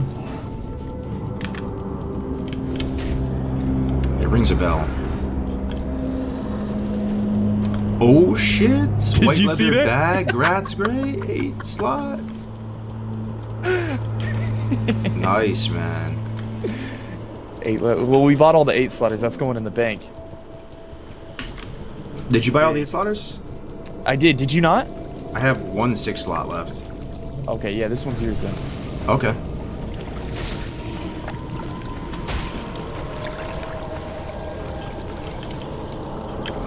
Damn, you had money like that? Bought all the 8 slots? Oh, thanks, Hey, man. you know I like my my eye candy. Give you the brown bag. Oh, yeah, it's all good. All right, That's a big pull, big pull. Careful. It's gonna be a 4 pull. Yikes, Okay. man. You can just run into the dungeon if you want.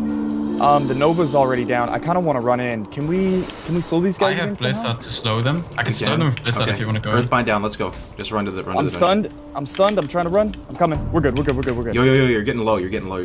Get ready. We have this to. We have could to be commit. so Okay, I'm dumb. gonna tank. I'm gonna tank.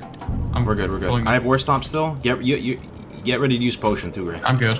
Earthbind down. I'm I'm knocked down. lots I'm of gonna potion. I'm dazed. Stunning.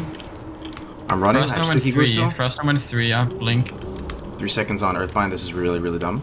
Earthbind down. We're good. I first one. Jesus, can we never do that ever again, though? Can we just clear? Can we, like, be full clear Andes from here on out? God damn. I got knocked down. It was 3-second cast heal. He's Woo! It's a nice omen to the start of the dungeon. Yes. Raw Dirt Nasty Dave, what's up, man? How we doing today? Happy holidays to you. Those are diseases. I can't cure those. Okay.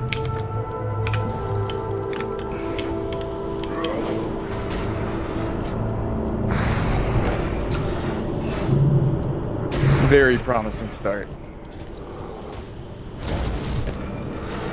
Indeed.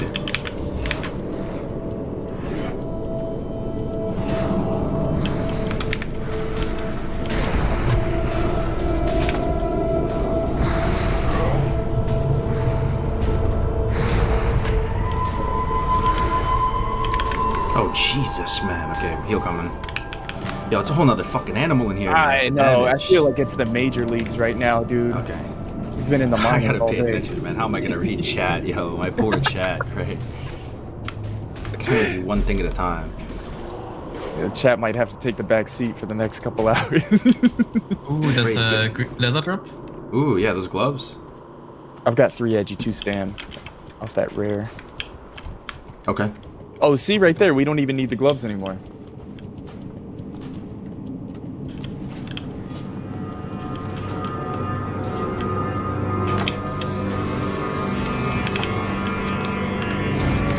Maybe I should be sheeping one at the start of each fight, just to take less damage.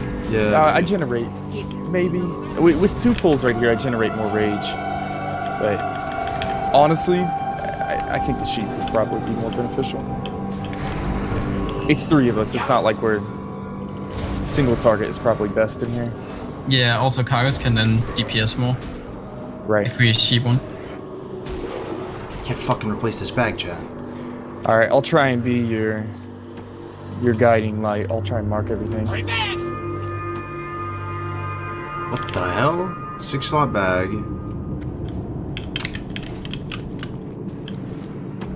I literally can't replace this bag. 6-slot bag. Maybe because I'm in combat? Can you not replace a bag in combat? Maybe? News to me. We'll just let this guy chain pull into the next one.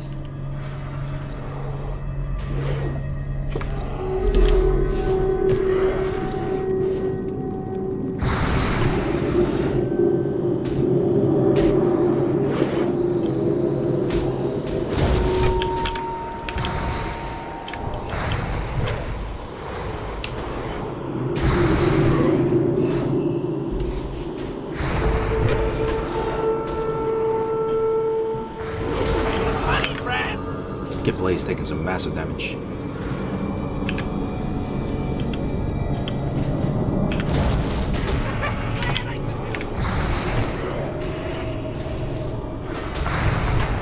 Move the bag to the first slot in your inventory, then swap it with the 6th slot.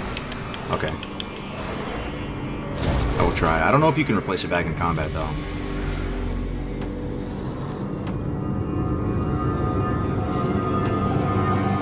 Yeah, I can't. Maybe because it's full.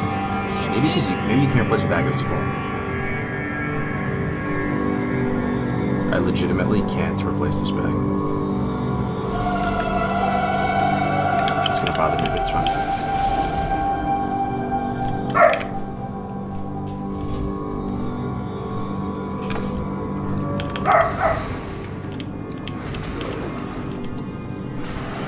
Yo, that searing totem is... Tactics, do you know anything about the searing totem? The bag needs to be empty before I don't you can actually replace know it. why Not it's usually not though, right? working You right can now. usually replace bags on the fly. I thought it was because the mobs were yellow when I was Ooh, watching 4 yesterday, ints. but now it's just weird. Those leggings are good. I just got 4 int leggings. Very Yeah, nice. that's disgusting. Grads?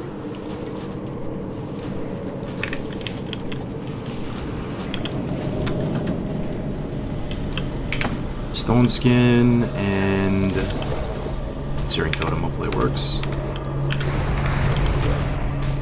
Oh, not working. Oh, I'm slept? Oh, I forgot about that. I need to put Tremor down versus these guys and try to interrupt them. My bad. You're on your own for a second, dude.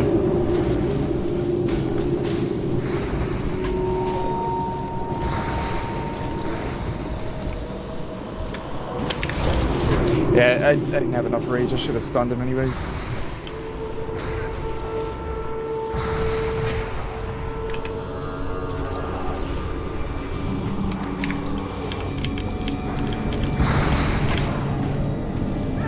Dude, tons of greens dropping already. I like the look of this. We have free for all, so I don't know if you have auto loot on, but yeah, I have auto loot on. I'm looking at each one. So if cloth drops, I want to give it to you. Same, yeah, I have auto loot off.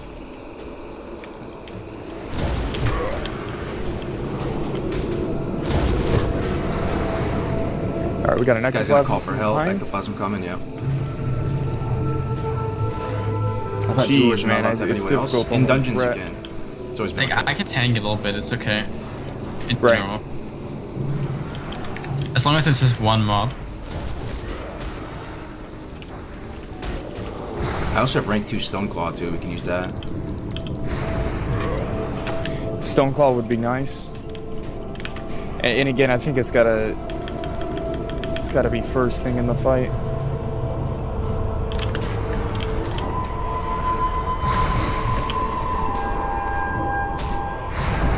Who's ready for Yo, the hardcore Boomerkin world just to be said his invaded by searing Scourge totem tomorrow? and his duo isn't working either.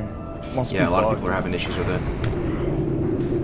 That's gonna be crazy, huh, Bradley? I don't know what it's gonna look like tomorrow. Oh, we're doing a World First Snacks event tomorrow, guys. If anybody is interested. Oh, in that. if 4 stamina 2 in chest. I don't know if that's an upgrade for you. Damn, for cargoes it would be. Yeah, while healing. Over here? Dude, you're getting huge loot. 2 ints? Oh yeah, that's nice. That's really nice. Thanks, man. This is how it feels to be a healer, guys. You just get all the gear. Okay, with this blue raptor here, this looks like he pulls everything across the Jordan. Everything across the city. Let me pull him back a little bit. See if he pulls anything from this. I'm kind of curious to see. Yo, look at this! Look at this chest piece I have, bro. It's like a pink dress, man. Yeah, dude, you're pimped out again. I think about egregious, man, on his shaman. You look like a pimp. The bouncer for the club outside. Oh, they don't even pull together. Yeah, I thought they did. The serpent lords. This one drops a bag, right? Yeah, this one drops leather shoulders, a I got bag. Tremor down. Also something else, I think.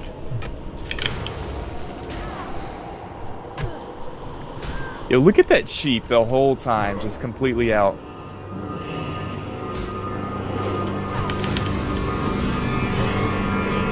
There's still 20 more seconds. Oh wait, no mind. Oh, you're gonna get slapped. Yeah. I should have Tremor down though, right? Yeah, Tremor's down. Yo, love Tremor, man. Oh shit, you're low. almost down. I'm slept. Nice. I'm slept. Yo, potion, just potion. Freaking me out, bro. Jesus fucking Christ, man. Slept again. My Tremor, tick. Bro, Grace, you're dead. Oh my god, man. I have Tremor down too. It takes a second to pulse, right? Every 3 seconds. Oh my god.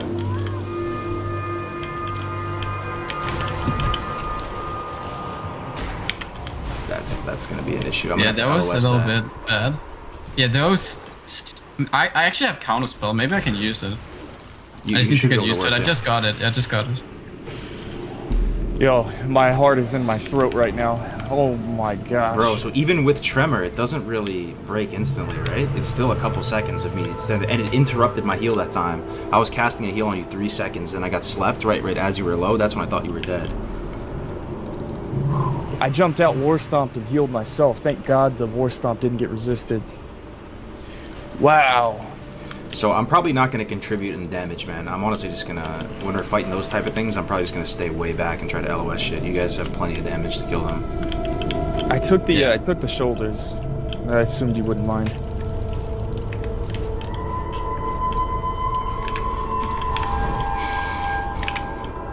Imagine Yeah, it's dying bet on to you. Lady Anacondra.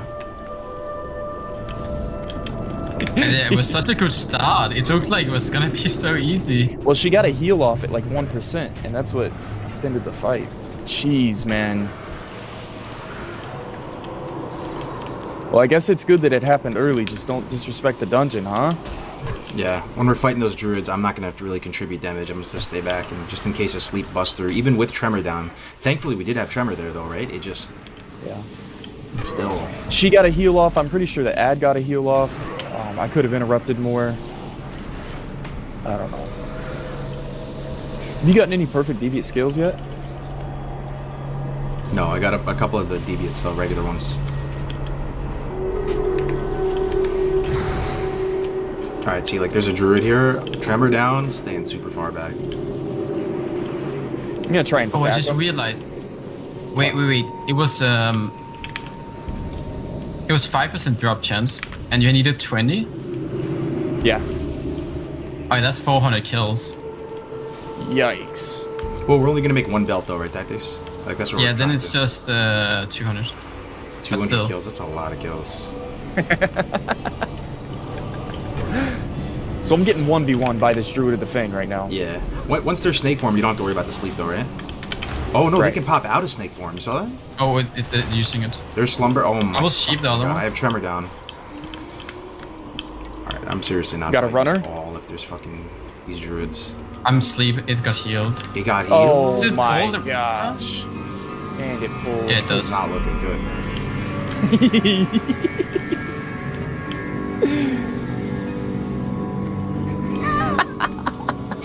The reason is also that I'm like 100 mana whenever we start a new fight. Or 400. Because Oh, I you're don't not have full? level 25. Yeah. Well, we can. I think if mean, I'm full mana, we will be able to burst one easily. Thank God we have Okay. Tremor. well, let's reassess, man, because I'm already. Yeah, I'm like, Cargos, I already Fucking got a night bad elves, I'm out, feeling. bro. I'm fucking staying so far away from these night elves. I'm not getting slept, not today.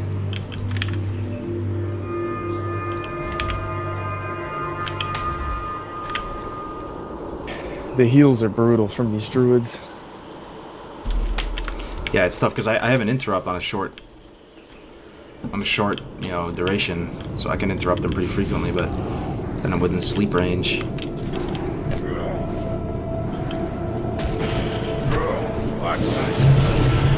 Yeah, like this druid of the Fang right here is putting in work in serpent form.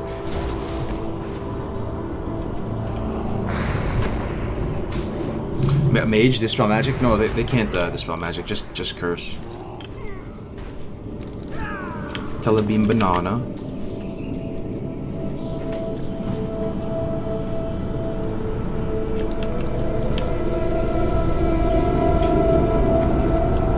So also, can we never use interrupts on anything other than sleep and heal? Like never use an interrupt on a lightning bolt. It's never worth it. Just take the L with the lightning.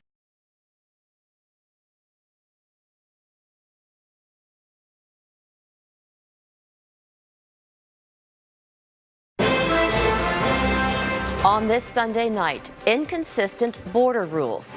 The confusion and chaos for Canadian travelers. I was shocked when I heard that they're telling you you're going into a 14 days quarantine. Plus, the beleaguered border towns losing business. And having that turned off or certainly restricted has a big negative effect on tourism. Russian brinkmanship. Troops move in to coerce Ukraine. We are very concerned. The world's response to Vladimir Putin's gambit. No warning. A lava dome collapses in Indonesia. The search for survivors after a deadly eruption. And the salvage operation. Coming to terms with loss in flood-stricken BC. Global National with Robin Gill. Good evening and thank you for joining us. In less than 24 hours, the U.S. will impose new travel requirements on international travelers flying into the country. And there's no exception for Canadians. The rules are aimed at dealing with the Omicron variant. And although there are no changes to the requirements to cross the border by land, as Sean O'Shea reports, border towns say all of that uncertainty is hurting business. Just when some people thought it was safe to travel again. And then all of a sudden that dreaded 7-letter word Omicron started creeping across the news wires. Uncertainty is back, if it ever really went away. For Canadian border communities like those in Ontario's Niagara region, more restrictions equal fewer inbound travelers. Our concerns are that border because, 50% of the revenue typically comes from the USA, and having that turned off or certainly restricted has a big negative effect on tourism. The Canadian land border reopened to Americans in August with excitement. The Americans returned the favor to fully vaccinated Canadian tourists last month. They're still open, but in this pandemic, there are no guarantees. The idea that we could possibly be locked down again, and everybody wants to avoid that, might create some patience for increased restrictions now. Foreign travelers landing in Canada other than Americans will need to get tested for COVID-19 on arrival and isolate awaiting their results. Canadians going abroad will face more testing too. The fear of being forced to quarantine back home is the real worry. That's really going to put a huge damper on anyone who's thinking of traveling to Europe, to Asia, South America, wherever it may be, other than the United States.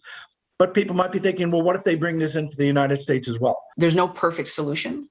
No matter what they do, someone is going to be affected by it in a way that's not great. Appearing on the West Block with Mercedes Stephenson, the transport minister said tighter rules can't be avoided. No doubt there's still uncertainty in the air, and I wish we didn't have it. However, we're in a pandemic. Yeah, a lot of people have that Groundhog Day, deja vu sort of feeling going, and I can't say I blame them. It's confusing. It's frustrating. Many communities still haven't recovered from previous restrictions. And what we're saying is it's about risk management and not panicking, but planning.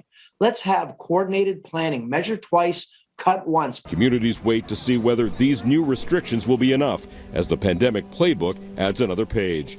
Sean O'Shea, Global News, Toronto. That pandemic playbook is proving to be complicated for Canadian citizens and permanent residents returning at land crossings. Many of the issues stem from the ArriveCAN app. As Brittany Rosen reports, it's not just affecting people traveling for pleasure. I was shocked when I heard that they're telling you you're going into 14 days quarantine. Ontario truck driver Nawaz Khan says he makes 2 to 3 trips across the U.S. border each week, transporting building materials. But Khan's Fast Card, which pre-clears him for customs when crossing, recently expired, requiring him to drive to the U.S. in his personal vehicle to get it renewed. I went for an interview, and after 40 minutes interview, I came back to Canadian side. When he returned, border agents told Khan he had to quarantine for 2 weeks, despite being fully vaccinated. Khan says he was not told by officers as of November 30th, all essential workers need to upload their proof of vaccination to the federal ArriveCAN smartphone app. No exceptions. Canadians who don't submit their information via ArriveCAN won't be eligible for exemptions and may face additional delays at the border. We thought that if you were traveling less than 72 hours, no PCR test, no ArriveCAN app. The confusion is also being felt by non-essential workers and those that are less tech savvy. Older people with printed copies are being forced to quarantine where they wouldn't have to if they had the ability to use the app. It's simply unfair. Border expert John Shields says there could be a reason for this. People have been faking documents and identifying that they are vaccinated when in fact they're not vaccinated. And I suspect that this is why the government has said, okay, we'll only take the electronic. But for Khan, his truck sits idle, filled with undelivered products, while he sits fully vaccinated in quarantine, waiting for when he can return to work. I had to park my rig for almost a month because of something that I don't believe I have done anything wrong. With vaccinated essential workers being forced into quarantine, Shields says this could lead to supply chain issues ahead of the holidays. And for truck drivers, a forthcoming vaccine mandate in the new year could further exacerbate the issue. Brittany Rosen, Global News, Toronto. A cruise ship with a COVID-19 outbreak has arrived in the U.S. 10 people on board tested positive prior to the Norwegian breakaway docking in New Orleans this morning. After a week-long voyage that made stops in Belize, Honduras, and Mexico. More than 3,200 passengers will have to be tested before they can disembark. Anyone who tests positive will be required to go directly home or self-isolate in accommodations provided by the cruise line. Canada's Foreign Affairs Minister has wrapped up meetings in Europe where Mélanie Joly shared Canada's deep concern for Russia's military buildup along the border with Ukraine. The heightened tensions between the neighboring nations will be addressed this week when U.S. President Joe Biden holds a call with Russia's Vladimir Putin. But as Jennifer Johnson explains, Ukraine's military leaders say they're ready for battle. Tens of thousands of Russian troops are mobilized on the border with Ukraine. U.S. intelligence officials believe Russia is planning a swift military offensive, even putting in supply lines for medical units and fuel to support a drawn-out conflict. What we've been seeing in recent weeks is deeply concerning. The most important thing is for Russia to pull back the forces that it's massed, because resolving anything diplomatically when a gun is being held to someone's head is very, very difficult. Ukrainian soldiers are ready for war. This military supervisor says he has fighters who've come to the front line for the first time. U.S. President Joe Biden says he will tell Russia to stand down when he talks with President Vladimir Putin Tuesday. We're going to have a long discussion. Russia wants some control over Ukraine, once part of the Soviet Republic, but now an ally of the West.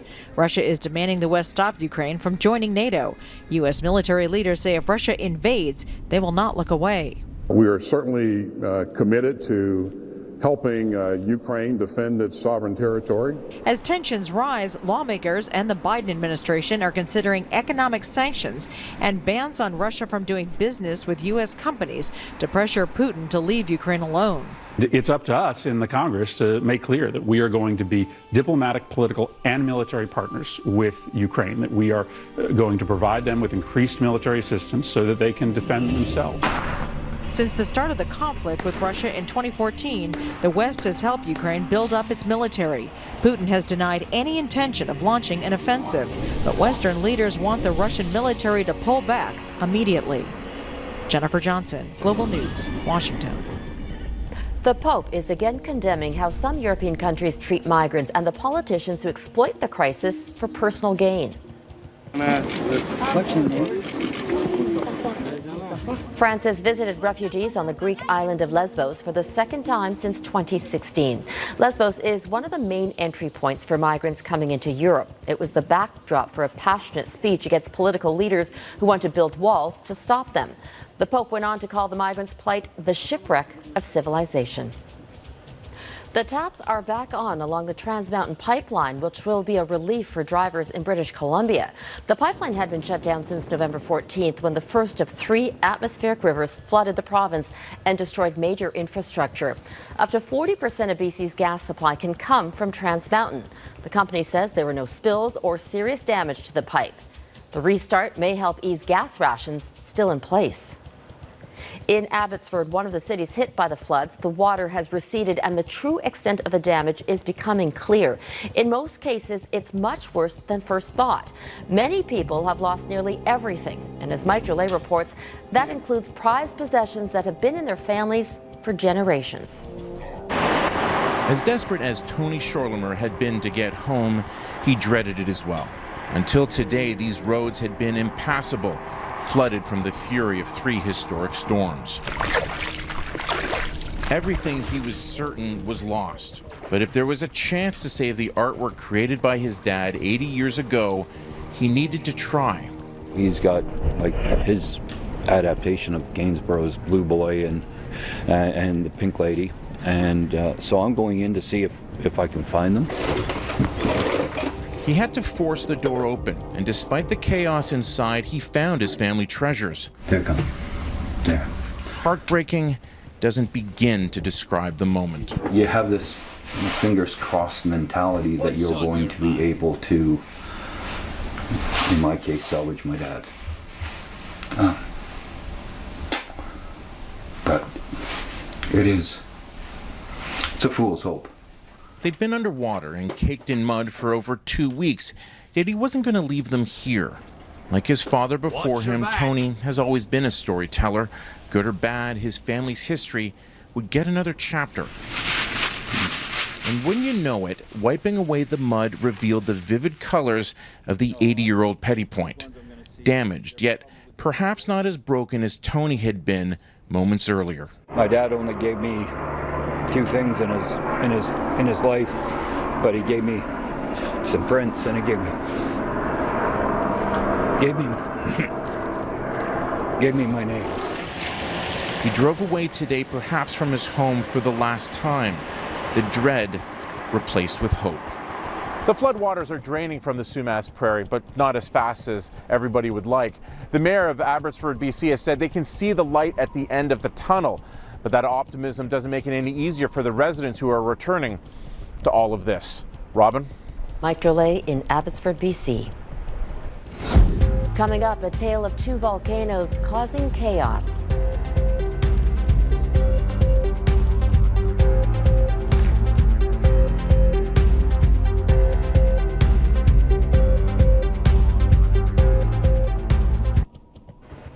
More incredible drone footage from the Cumbre Vieja volcano on the island of La Palma. A steady river of red-hot lava is carving new channels through evacuated neighborhoods. Nearly 3,000 properties have been damaged or destroyed in the 10 weeks since it erupted.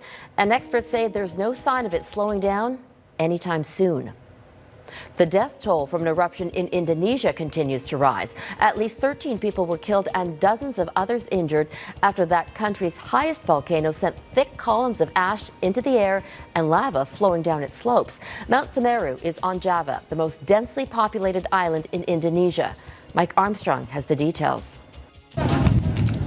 Some of those who could returned to this village Sunday to find much of it buried. More than a meter of volcanic ash and mud everywhere.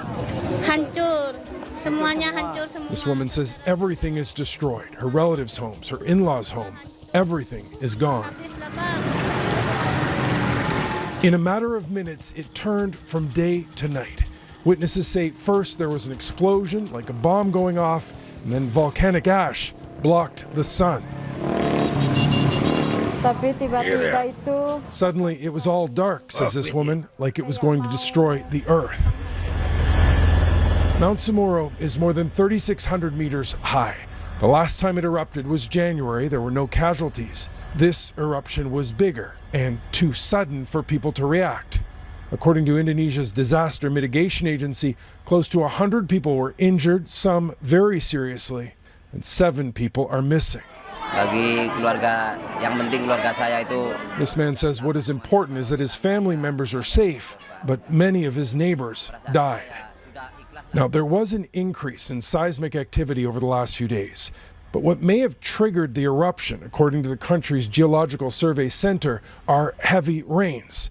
A major thunderstorm and days of rain would have eroded and then collapsed part of the lava dome over the crater. While there is now less pressure, experts say there is still danger. More of the dome could collapse. Several villages have been evacuated. This man says there are about 350 people in his evacuation center. They need diapers and medication. Now, while some have been trying to recover what they can, others will have nothing to go home to. Mike Armstrong, Global News. Still ahead, the worsening signs of depression during the pandemic and the demographics suffering the most.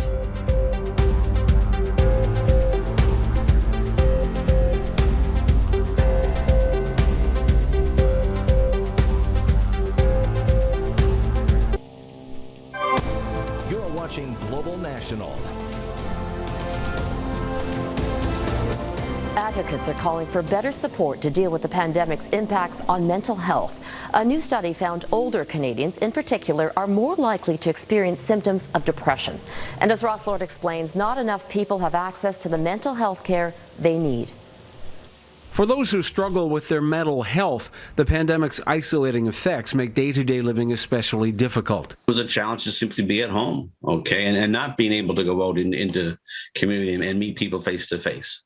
Nova Scotia lawyer Keith Anderson is one of many Canadians trying to ward off pandemic depression, according to a new study led by Dalhousie University researcher Susan Kirkland.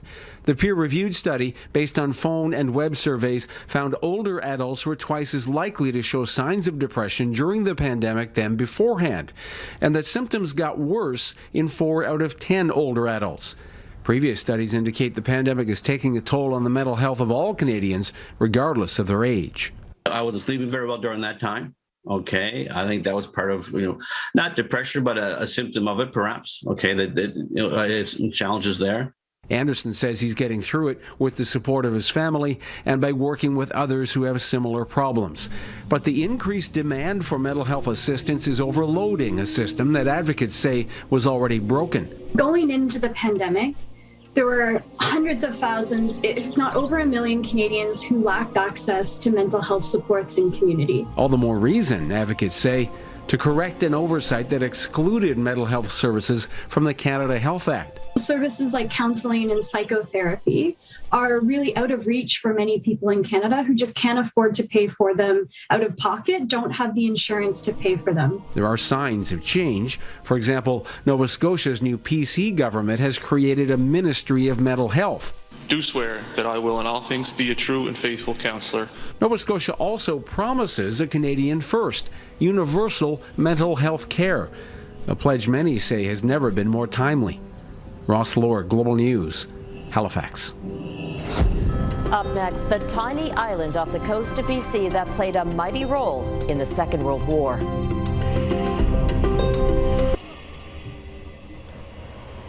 Former U.S. Senator Bob Dole, a giant in the Republican Party, has died. Dole was one of the longest-serving Republicans in the Senate, representing his home state of Kansas for 27 years. He ran for president 3 times and unsuccessfully challenged Bill Clinton in the 1996 election. Dole, a celebrated veteran, fought in the Second World War. In 1945, he was seriously injured on the battlefield in Italy and left for dead. He recovered, but lost the use of his right arm. Dole had been in declining health and was diagnosed with stage 4 lung cancer earlier this year. According to his family, he passed away in his sleep this morning. He was 98. This week will mark 80 years since Japan attacked Pearl Harbor, changing the course of the Second World War. What you may not know is how that attack in Hawaii led to increased security concerns along Canada's west coast. Jay Durant looks into the forgotten history of a small island off British Columbia that was fortified to protect the Pacific. December 7th, 1941,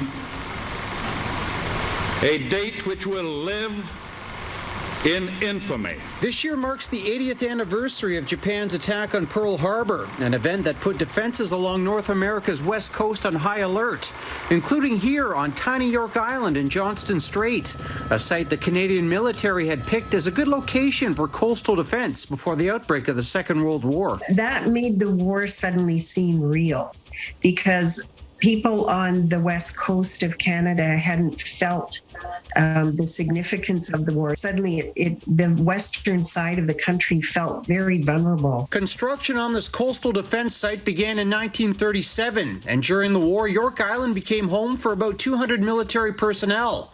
Docks were constructed, guns mounted, and searchlights installed to help fortify BC's coast. They had an expert come in coastal defense come from Britain. He thought York Island was a good location because it's north of Vancouver. Japanese planes that might be en route over the north end of Vancouver Island heading towards Vancouver could be intercepted.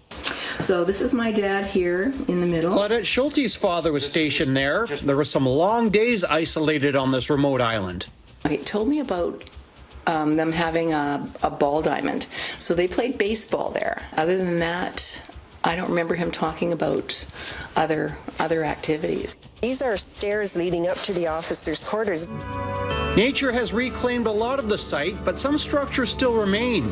A reminder of a time filled with so much tension when BC faced uncertainty about potential attacks during the Second World War. There was that sense that it could happen. And so I think that there was fear, and there was some trepidation that they could be in danger and that they might have a role to play. Jay Durant, Global News. And that is Global National for this Sunday night. I'm Robin Gill. Tonight, your Canada is the sunset on Georgian Bay. We would love to see your corner of the country, so please keep sending your photos to viewers at globalnational.com. Thank you for watching. Donna Friesen will be back at the anchor desk tomorrow, and I'll see you next weekend.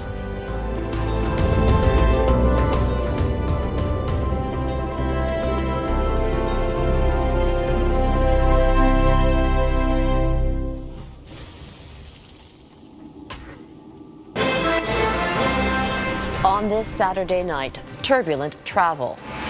the confusion over Canada's revamped restrictions. This whole thing has been a roller coaster. Plus, the Canadian national team stuck in South Africa finally secures a way home. Omicron in Ontario. There might be a greater risk for reinfection. The province's push to increase immunity, plus rare charges. The parents of a school shooting suspect appear in court. And a singer turned spy receives France's highest honor. Global National with Robin Gill.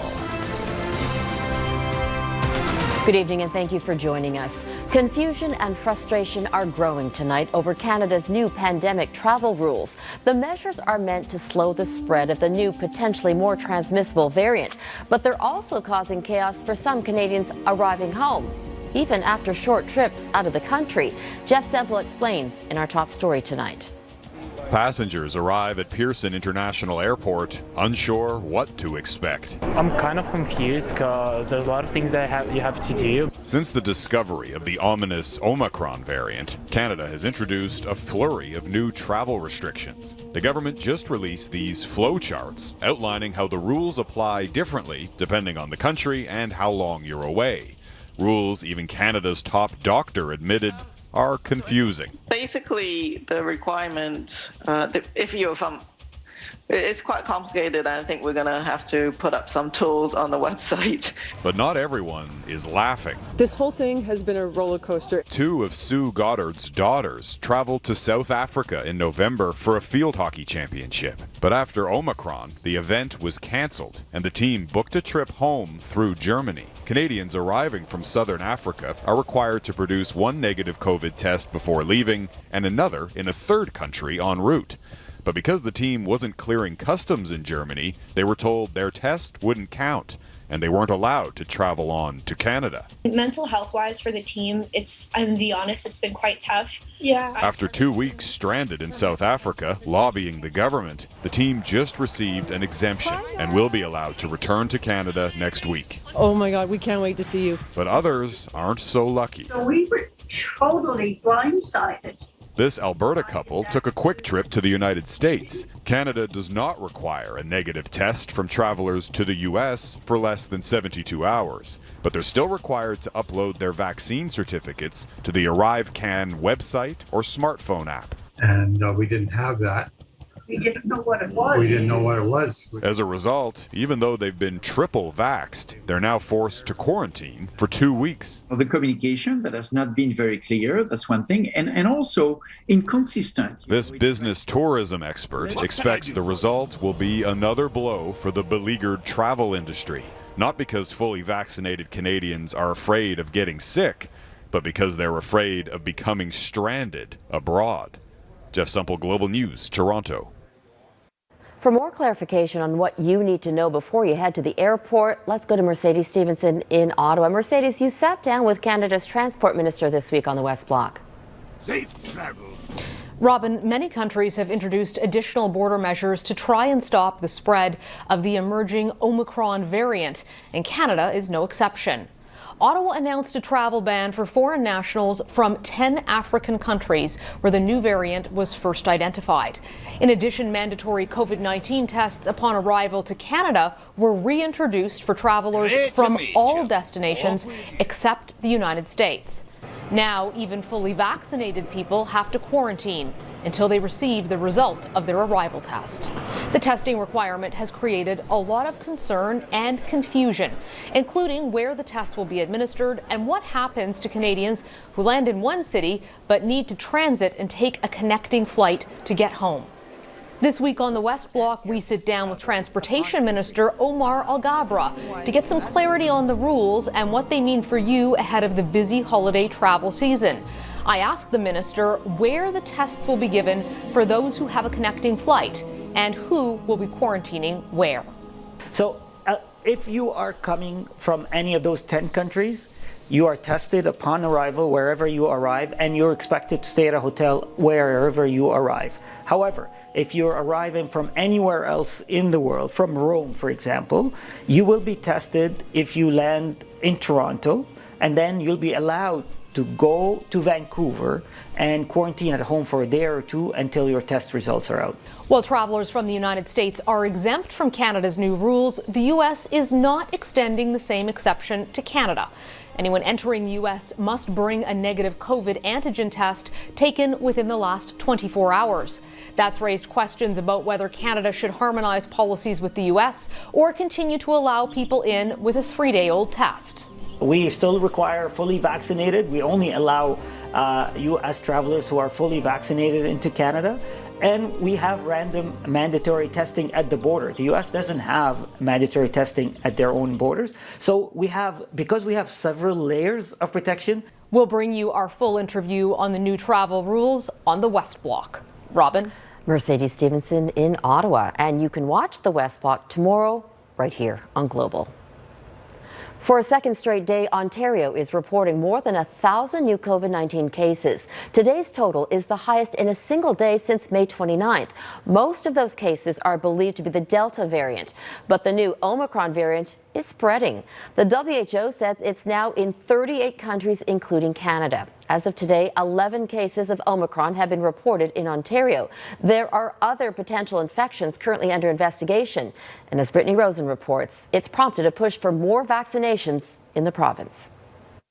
Omicron may be on a similar trajectory as other COVID-19 variants of concern as more cases arise across the country. Yet the severity of its path is still mostly unknown. There's some very, very early data coming out of South Africa that we still have to be open-minded to, but I also appreciate that it's early data and we still have to be somewhat skeptical, but there might be a greater risk for reinfection.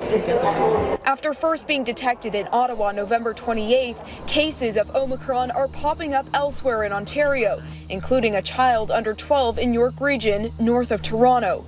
The variant is now also in Quebec, Alberta, and British Columbia. Dr. Suman Chakrabarty says still there is no reason to be alarmed. At this point in time, this is not the same as the situation when the UK variant or Alpha came out. I understand the concern, but I don't think we need to panic. And I definitely don't think that we need to go back into the broad lockdown restriction situations that we had a year ago. Yet the response to Omicron has been nimble. Travel restrictions have already been imposed, and Ontario has since expanded eligibility for the third shot, a recommendation recently derived from NACI.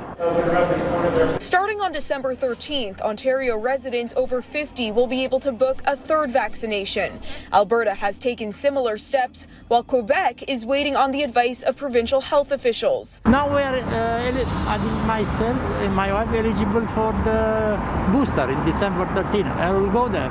I think it's really important because it's just going to be an added safety measure. The new variant is one. The other thing is I am traveling over Christmas. And according to Ontario's science table, the third shot should no longer be considered a booster. Consider this to be a 3-dose vaccine now. This holds true for the majority of our population in the future and already right now. Dr. Peter Uni says third doses will play a major part in increasing immunity to COVID and says everyone who can get one should. Brittany Rosen, Global News. The British government is set to tighten restrictions on international visitors. As of Tuesday, all incoming travelers aged 12 and above will be required to take a COVID-19 test 48 hours before boarding a flight to the UK. There will also be increased restrictions on non-British travelers from Nigeria, who will have to quarantine in a hotel for 10 days after arriving. As of today, there are at least 160 confirmed Omicron cases in the UK. The Delta variant is still the dominant strain in the U.S., but there are more signs of Omicron. More than 24 cases have been reported across 11 states. Some of those patients recently traveled, but others had no travel history, indicating community spread is underway. So far, no hospitalizations have been reported for those who have tested positive for the new variant. Since the start of the pandemic, the U.S. has reached 49 million COVID-19 infections, and nearly 790,000 Americans have died. The manhunt for the parents of a 15-year-old Michigan school shooting suspect ended early this morning. Jennifer and James Crumbly were on the run after being indicted on 4 counts of involuntary manslaughter.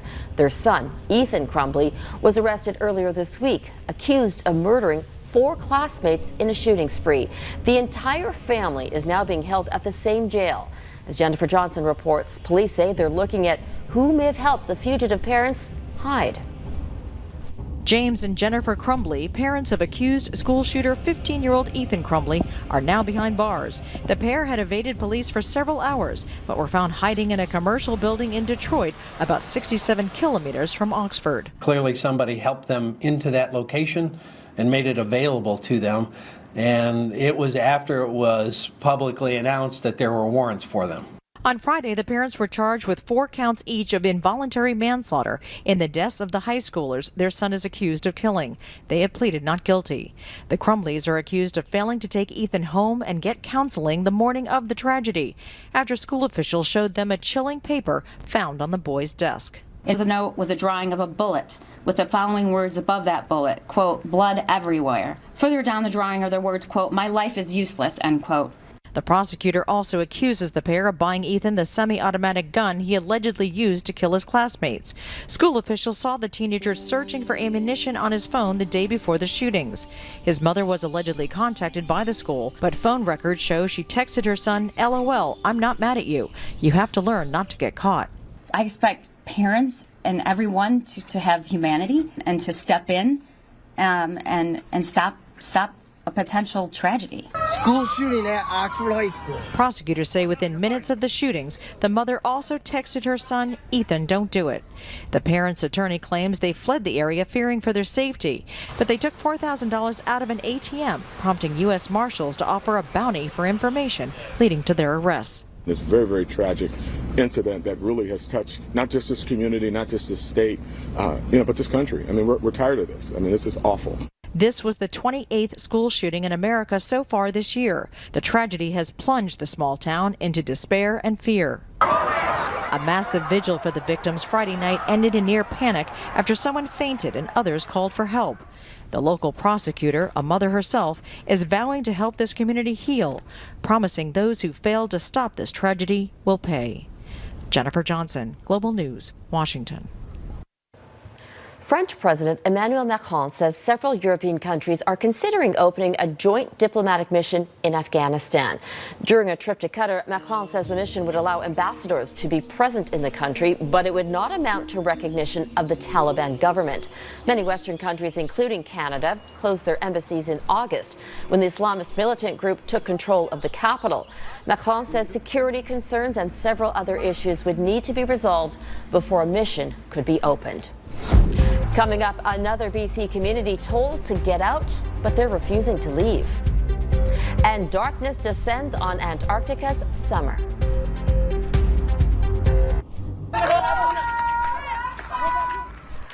Residents near Indonesia's Mount Semeru are fleeing for their lives. A powerful volcanic eruption sent hot ash and gas down onto villages below. At least one person died from severe burns and more than 30 others were injured. The ash was so thick and black it completely blocked out the daylight in some places. The mayor of flood-ravaged Abbotsford, BC, says he can see the light at the end of the tunnel. Some residents displaced by 3 record-breaking storms are finally getting back into their homes, or what's left of them, and assessing how to move forward. As Mike Droulet reports, the floodwaters may be receding, but the problems left behind appear to be multiplying. Far north of the floodplains of Sumas Prairie and just north of the town of Mission, another evacuation order. The fields are flooded, the rivers and lakes far higher than normal, but Gord Mantel says his house is dry, so he's not leaving. Do you think that the evacuation order was senseless? A little bit late, I think. With the ground oversaturated, the fear of landslides and road washouts remains real, and rural communities on well water now have to be concerned with contamination from sewage and dead animals. The worst of the flood has passed in many areas, but in many ways the disaster has become more complicated. So what needs to be done around here? Lots. I don't know how they're going to clean up. How is one thing, how much is another. The province has begun taking bids on reconstruction projects, but they don't want to just rebuild bridges and highways. They want them to be engineered to withstand larger storms in the future. The water came up to about there. Residents of the hardest hit areas have more immediate needs, cleaning up their homes. It It smelled like mold. It was all damp in here. Water levels have gone down over a half meter in the last 48 hours, and more water was pumped out of Sumas Prairie today. With no major storms ahead, many evacuation orders are slowly being lifted. Most residents haven't seen their homes in 2 weeks. What do? You rebuild. One foot in front of the other. We're all here in the same boat, so there's no, some people lost more, lost less, but our lives changed, all of ours, right? And another bit of good news. The Trans Mountain pipeline that's been out of service since the flooding began is expected to go back online Sunday. The reopening of southern BC will be gradual. Bridges and roads have to be inspected, and some of the lowest lying areas are days or even weeks away from being fully dry. The recovery won't be easy, but at least it's begun. Mike Drolet, Global News, Abbotsford, BC. Still ahead, can blockchain unblock the supply chain issue?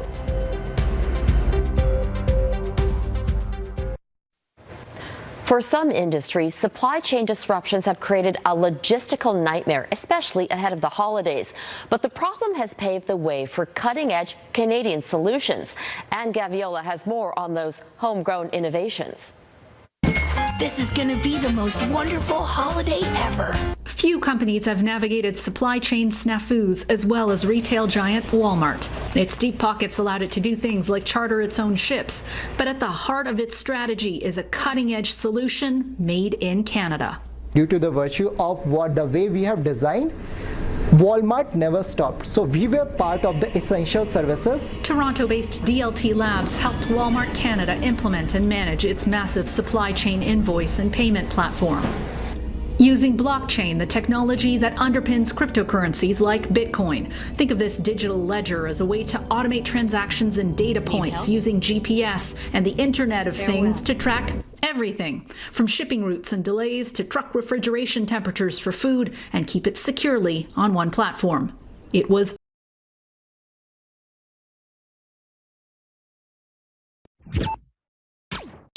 where is the skate stream with XQC? Dude, XQC said he wanted to skate, and then guess what? He fucking bitched out, dude. You know why? Because he's afraid of losing, dude. He's afraid of taking the fat L to a fucking goddamn, like, man-child, dude. Like, legitimately, he's scared to lose, dude, okay? If there's one thing I know about XQC, he's very competitive, right? And I land tray flips like it's are you gonna play Super Mario 64 ever again? Honestly, I already said this. I will come back to Super Mario 64 as soon as fucking Bitch Kift can get at least a sub 18. Like, literally, Miz plays that game every single day, and he still is, like, just doesn't improve. Like, it's fucking insane, dude. If he gets a sub 18, I'll play the fucking game, man. But, like, until then, like, it is what it is. Listen, let me give you a little tip. If you invested a lot of time in WoW or a lot of time in Final Fantasy, you did not make the right decision. Because you're sitting there playing a fucking video game. You could have done something with your life.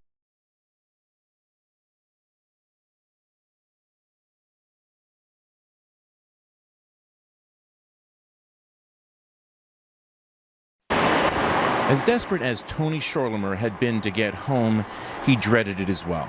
Until today, these roads had been impassable, flooded from the fury of 3 historic storms. Everything he was certain was lost. But if there was a chance to save the artwork created by his dad 80 years ago, he needed to try. He's got like his adaptation of Gainsborough's Blue Boy and the Pink Lady. And so I'm going in to see if I can find them. He had to force the door open, and despite the chaos inside, he found his family treasures. Here they come. There. Heartbreaking doesn't begin to describe the moment. You have this fingers crossed mentality that you're going to be able to, in my case, salvage my dad. But it's a fool's hope. They'd been underwater and caked in mud for over 2 weeks, yet he wasn't going to leave them here. Like his father before him, Tony has always been a storyteller. Good or bad, his family's history would get another chapter. Michelle and James Hintz tour what's left of their home. This is our living room. We had all original hardwood flooring in here. This is actual hardwood floor in here. Mold and mildew cling to the sofa and to their bedroom furniture. The tub she used to relax in, caked in backed up sewage. Look at my crisper drawers. After 17 days, a mess of decaying food and floodwater. You can't describe it. You walk in there, everything, you see it in pictures, you see it on the news, you see it on TV, and it's nothing until you can walk in and feel it. You know that everything you've worked hard to accumulate is gone. 366 homes remain on evacuation order in Merritt, and it's still unknown how many are salvageable, and the snow doesn't help. The streets are lined with damaged belongings piled outside homes. Clothes still inside a trashed washing machine. The torrent of floodwater from the Coldwater River ripped this house in half. Inside, plates wait to be unloaded from the dishwasher. This was one of our streets. It's actually dropped down probably almost 3 feet as the asphalt and the base was washed away, and it was washed all the way across here. That asphalt now stacked in pieces. The river so violent it tore out one of the supports from beneath this bridge. The scale of the destruction is staggering. The job ahead, daunting. So now it's we take a look at the community and we say, like, how do we go? Where do we go from here? How do we build back the community? What do we build? But for now, some are just trying to survive. The river rerouted itself around Bill Nash's home. His sewer access is cut off. In order to get to a porta potty, he has to run an obstacle course through downed power lines.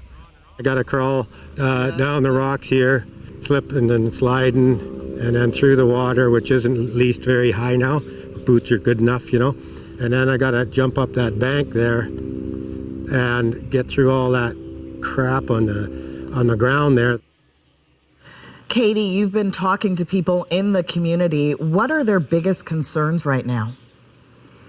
You know, a lot of renters were hit hard by this, and they're concerned about housing. This was already a crushed rental market. A lot of Lytton fire evacuees moved here, and flood evacuees are worried that once those final evacuation orders are lifted and emergency money dries up, there will be nowhere left for them to live. Asha? Thanks, Katie. Katie Nicholson in Merritt, BC tonight. Good evening, I'm Asha Tomlinson. Ian is away. Tonight, new measures to slow Omicron spread confusion. It's quite complicated. Ottawa's travel and testing rules still aren't up and running. I didn't know until I arrived what would happen. And with the variant spreading, guidance on when you should get boosted. Parents of a school shooter are charged. Their son had access to a deadly weapon that they gave him is unconscionable. They bought him the gun on Black Friday, and that's not all. Bieber backlash. The pop star slammed for performing in Saudi Arabia. It comes down to the conscience of the artist. From Canada's COVID hotspot to vaccine success. We wanted to meet our community where they were. How Peel Region turned things around. This is The National. Traveling in a pandemic was already complicated. The Omicron variant hasn't made it any easier. But days after Ottawa announced tighter rules for travelers, what actually happens when you get on the ground still seems up in the air. The plan was that all travelers arriving on a direct flight from countries other than the U.S. get a test and self-isolate until it comes back negative. The hope to slow the variant's spread. But Rafi Boudjikanian shows us that's still not happening for a lot of travelers. 4 days after the government announced new rules for most international air travelers, some returning passengers were still learning about them. Are you a little surprised to hear about it from me now? A little bit, yeah, to be honest, yeah. I didn't know until I arrived what would happen. The flight attendants on the plane didn't know what would happen until I arrived. The government says the rules are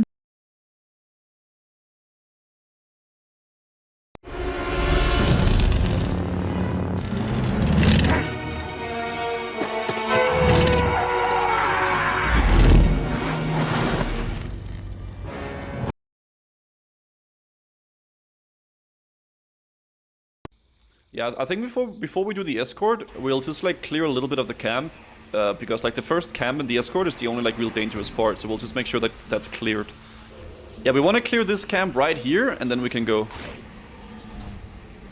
Turn on PvP if you're a man. Well, guess I'm not a man.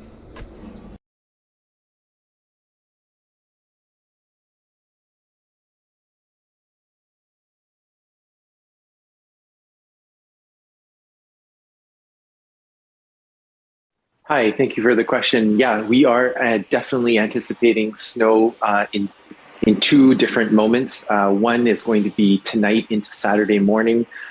We've got a snowfall warning for Hope, and the Coquihalla and Allison Pass could see up to 15 centimeters. And then we are also looking at deeper into the weekend, into Monday morning, where another system is sliding down the coast. We're now into a northwesterly flow. So snow is also likely, and perhaps even down to sea level. So definitely, without question, winter tires shifting into winter right now, following Drive BC for the conditions where you are, both on the island, on the south coast, and into the interior, will be crucial for the next few days. Carl, do you have a follow-up? Yeah, I'm just wondering though, like, will that accumulations of snow sort of affect flood situation? And in the Hope Merritt Princeton area? Go ahead, Armel. Yeah, my understanding from River Forecast Center and the briefings that we've been giving to various Emergency Management BC regional offices is that the cooler conditions are actually helpful in stabilizing the environment, and that we are seeing the conditions ameliorate. But certainly a question for Andrew Giles and the River Forecast Center in terms of the flooding piece. Go ahead, Andrew. Yes, indeed. Those cooler temperatures do help to reduce the inflow to some of those already affected river systems, and we'll see with the cooler temperatures reduced melting of snowpack in the mid to high elevations. And also the sustained freezing temperatures in the interior of BC will help to reduce the water levels on the Fraser, which will help water to be drained more quickly from the Sumas Prairie.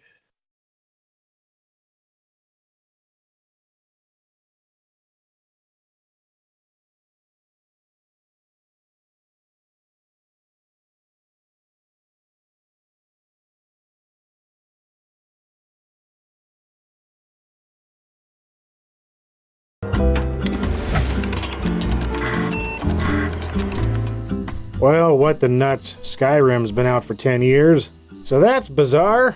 I've now been doing LGR long enough that games that were brand new early on in my video making career are now old enough for a 10-year anniversary retrospective. Cool. Time is irrelevant and we're all getting old. So let's take a look back at The Elder Scrolls V, Skyrim. Developed by Bethesda Game Studios and released by Bethesda Softworks in 2011, and 2013, and 2016, and 2017, and 2018, and 2021, yeah, after 15 plus versions over the course of 10 years, re-releasing Skyrim is an ongoing joke with no end in sight. Heck, I feel like I'm playing an unfunny joke on myself looking back on its release and where I was back then, especially when I look back at my old video about the Elder Scrolls Arena, which I covered in 2011 to capitalize on Skyrim finally hitting store shelves. And seeing that original DVD release again feels downright quaint at this point. The game's been revamped, repackaged, and resold so many times in so many different forms that sometimes it feels less like a modern classic and more like an undead Draugr that just refuses to stay dead. But that's now. A decade ago, I didn't know anyone who wasn't losing their dang mind over Skyrim hype. It had been 5 long years since the release of Oblivion, and in between, Bethesda had another huge hit on their hands in 2008 with Fallout 3. And seeing as I enjoyed Fallout 3 more than I did Oblivion, I was all in on whatever Bethesda released next, which was revealed with a teaser trailer shown during the Spike Video Game Awards in 2010. It barely showed anything beyond the title, but that Viking choral soundtrack and Max von Sydow exclaiming Dragonborn was enough for me. Then once the gameplay trailer finally dropped, I must have watched it 100 times at work on my phone, a Samsung Galaxy S 4G back then. That, and Harry Partridge's musical Skyrim hype animations, which summed up my own excitement perfectly. I also used that phone to snap a couple pics of the midnight launch at my local Best Buy on 11/11/11, that marketer's wet dream of a release date. Around 24 folks were there to pick up their pre-orders, with me being the only one I noticed getting it on PC. Everyone else grabbed it on PlayStation 3 or Xbox 360, the latter of which they had set up for people in line to play games on while waiting for the clock to strike 12. After envying everyone ahead of me picking up their gigantic dragon statue collector's editions, I finally got my DVD copy and sped back home, snapped this shot of it next to its elder sibling at 12:43 a.m., and began a play session that lasted for, seriously, 3 days straight. After which, I emerged into the daylight, since I had to go to work, dazed and amused, and looking like I'd done too much skooma. And with that, let's jump right into The Elder Scrolls V and its bombastic menu theme.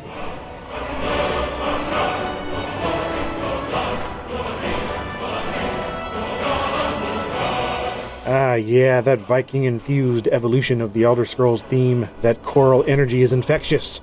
From here, you start a new game, and yep, that's the extent of that. No pre-rendered movies or lore-heavy narrative to catch up on this time. You're just dropped straight into the game engine with one mighty memeable intro sequence. Hey, you. Finally awake. You were trying to cross the border, right? Walked right into that Imperial ambush, same as us. And that thief over there. So yeah, it's 200 years after the events of Oblivion, and you find yourself on a cart being hauled off to your death somewhere in Skyrim, the northernmost province of the continent of Tamriel. Stormcloaks and the Imperial Legion are at each other's throats, a conflict which you, the player, get slapped right into the middle of, whether you like it or not. Finally, you reach the Imperial execution grounds and are about to lose your head, but not before you say who you are, and spend far too long creating your character. And yeah, Skyrim's character creator isn't as, shall we say, free-spirited as Oblivion's. Whether or not that's for better or worse depends on the type of freak show you enjoy playing. There are still plenty of cosmetic sliders, though Bethesda clearly designed this with set limitations to keep faces in check so you don't end up with an abomination. There's also no more picking your birth sign or classes in Skyrim, only your race, sex, name, and general appearance, with the rest of your attributes being settled through gameplay. And now that you've got your head fully customized just how you like it, it's time to lap it off and toss it in the trash. Or that's what was about to happen, up until the very last moment, when suddenly... What in Oblivion is that? Sentries. What do you see? It's in the clouds! Sorry, the sequence isn't exactly funny. I just keep expecting Thomas the Tank Engine. Donkey's videos have ruined my brain. Anyway, yeah, it's not a train or Macho Man, it's Alduin the World Eater. And he's a problem. Dragons haven't been here in ages, and someone should probably kill them or something. And before that, though, you gotta survive the attack and lose those shackles, accomplished by the game holding your hand for about 20 minutes while it thoughtfully yet unskippably guides you through the opening tutorial area so you can learn how to play the game. An established Elder Scrolls tradition at this point. After beating down a few soldiers, snatching some armor and weapons, and making your way through a cavern infested with spiders and bears, you'll finally make your way out into the light of the open world with that classic Bethesda landscape reveal that lets up on the hand-holding and lets you know you're free. What's-his-face over there decides to part ways with you, but not before giving you your first quest. And with that, well, what's next is entirely up to you. The world of Skyrim is at your disposal, and while you do have a quest to fulfill, clearly marked on the new 3D map screen, surveying the terrain via the map can be deceptive. The world looks rather small and devoid of life zoomed out from above like this, and I'd recommend ignoring it for a while and just go exploring. Wandering the landscape at random, aimlessly touring its 15 virtual square miles of hilly terrain and medieval Scandinavian architecture. See that snow-covered barrow? You can go inside. See that body of water? You can swim there. See that mountain? You can climb it. It just works. Well, mostly. Skyrim was chock full of bugs and glitches on release, and that fact hasn't changed even a decade later. And it's gotten better, and typically it's nothing game-breaking, and honestly, most are so minor that they seem comical in a world where Fallout 76 and Cyberpunk 2077 exist.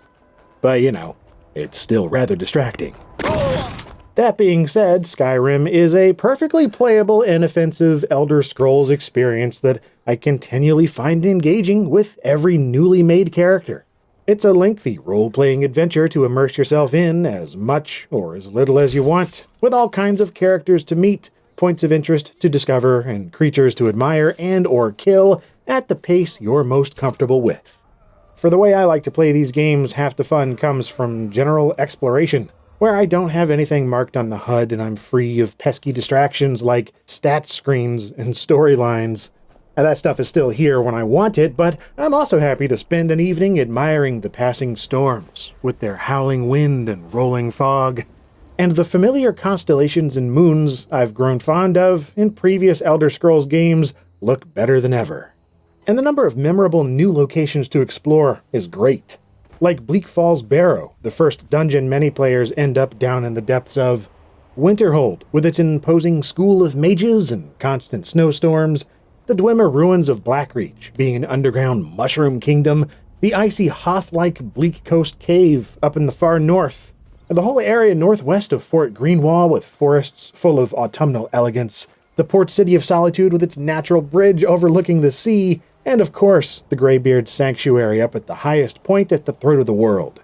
These spots all stick out with a vibrancy that few other games from the time still do to me, and revisiting it for this video has been a pleasure, even when getting tossed into orbit by mammoth defending frost giants.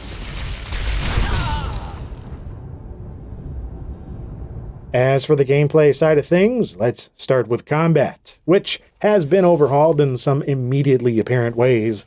Dual wielding is one of the largest additions, letting you mess around with multiple maces and swords and axes and things simultaneously. Same goes with wielding magic and unique spells being able to be cast from each hand, or stronger spells if you equip two of the same type. And of course, at long last, Skyrim lets you mix and match magic spells and physical weapons. No more having to choose one or the other. Now you can finally roleplay Zeus crossed with Jack Torrance, and toss lightning bolts while waving an axe at the same time. Archery is also more fleshed out, feeling more solid and reliable than games past, and able to be upgraded significantly with things like controlled breathing, zooming in, staggering effects, and slowing down time. Yeah, it's kind of a lot. Like seriously, 95% of my first playthrough was via overpowered stealthy archery, to the point where dealing out death on dudes from a distance was an absolute cinch.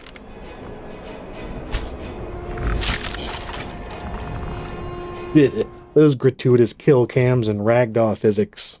Seems like a good time to mention Skyrim was built using the much-hyped creation engine, which, despite all the hubbub at the time, wasn't all entirely new.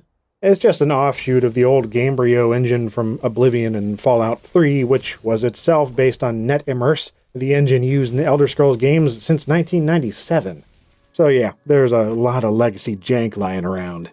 Though at least the animation is slightly less stiff. Slightly. And the enhanced Havoc tech it uses for real-time physics has some amusing side effects. Like dropping an item from your inventory is now affected by gravity, so you'll have a show on your hands once you finally realize you're ready to let go of all your emotional cabbage. Or if you see some crap you want to steal and the shopkeeper won't keep his eyes off you, then just find the nearest bucket or cauldron and plop it on top their head. That way their line of sight is blocked, and the store is yours for the taking.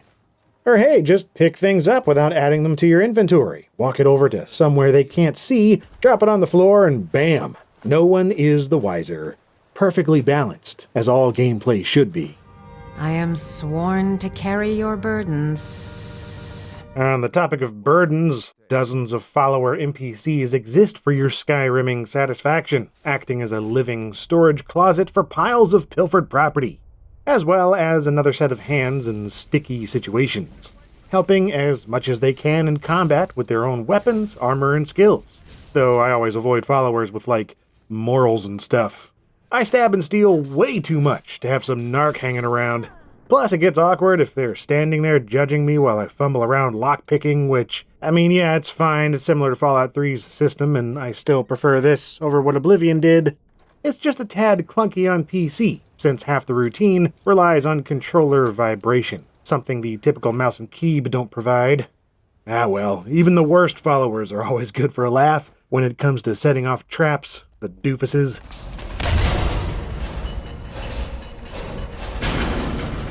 You can even develop underwhelming relationships with some of them, to the point of getting married and settling down in one of 5 purchasable homes.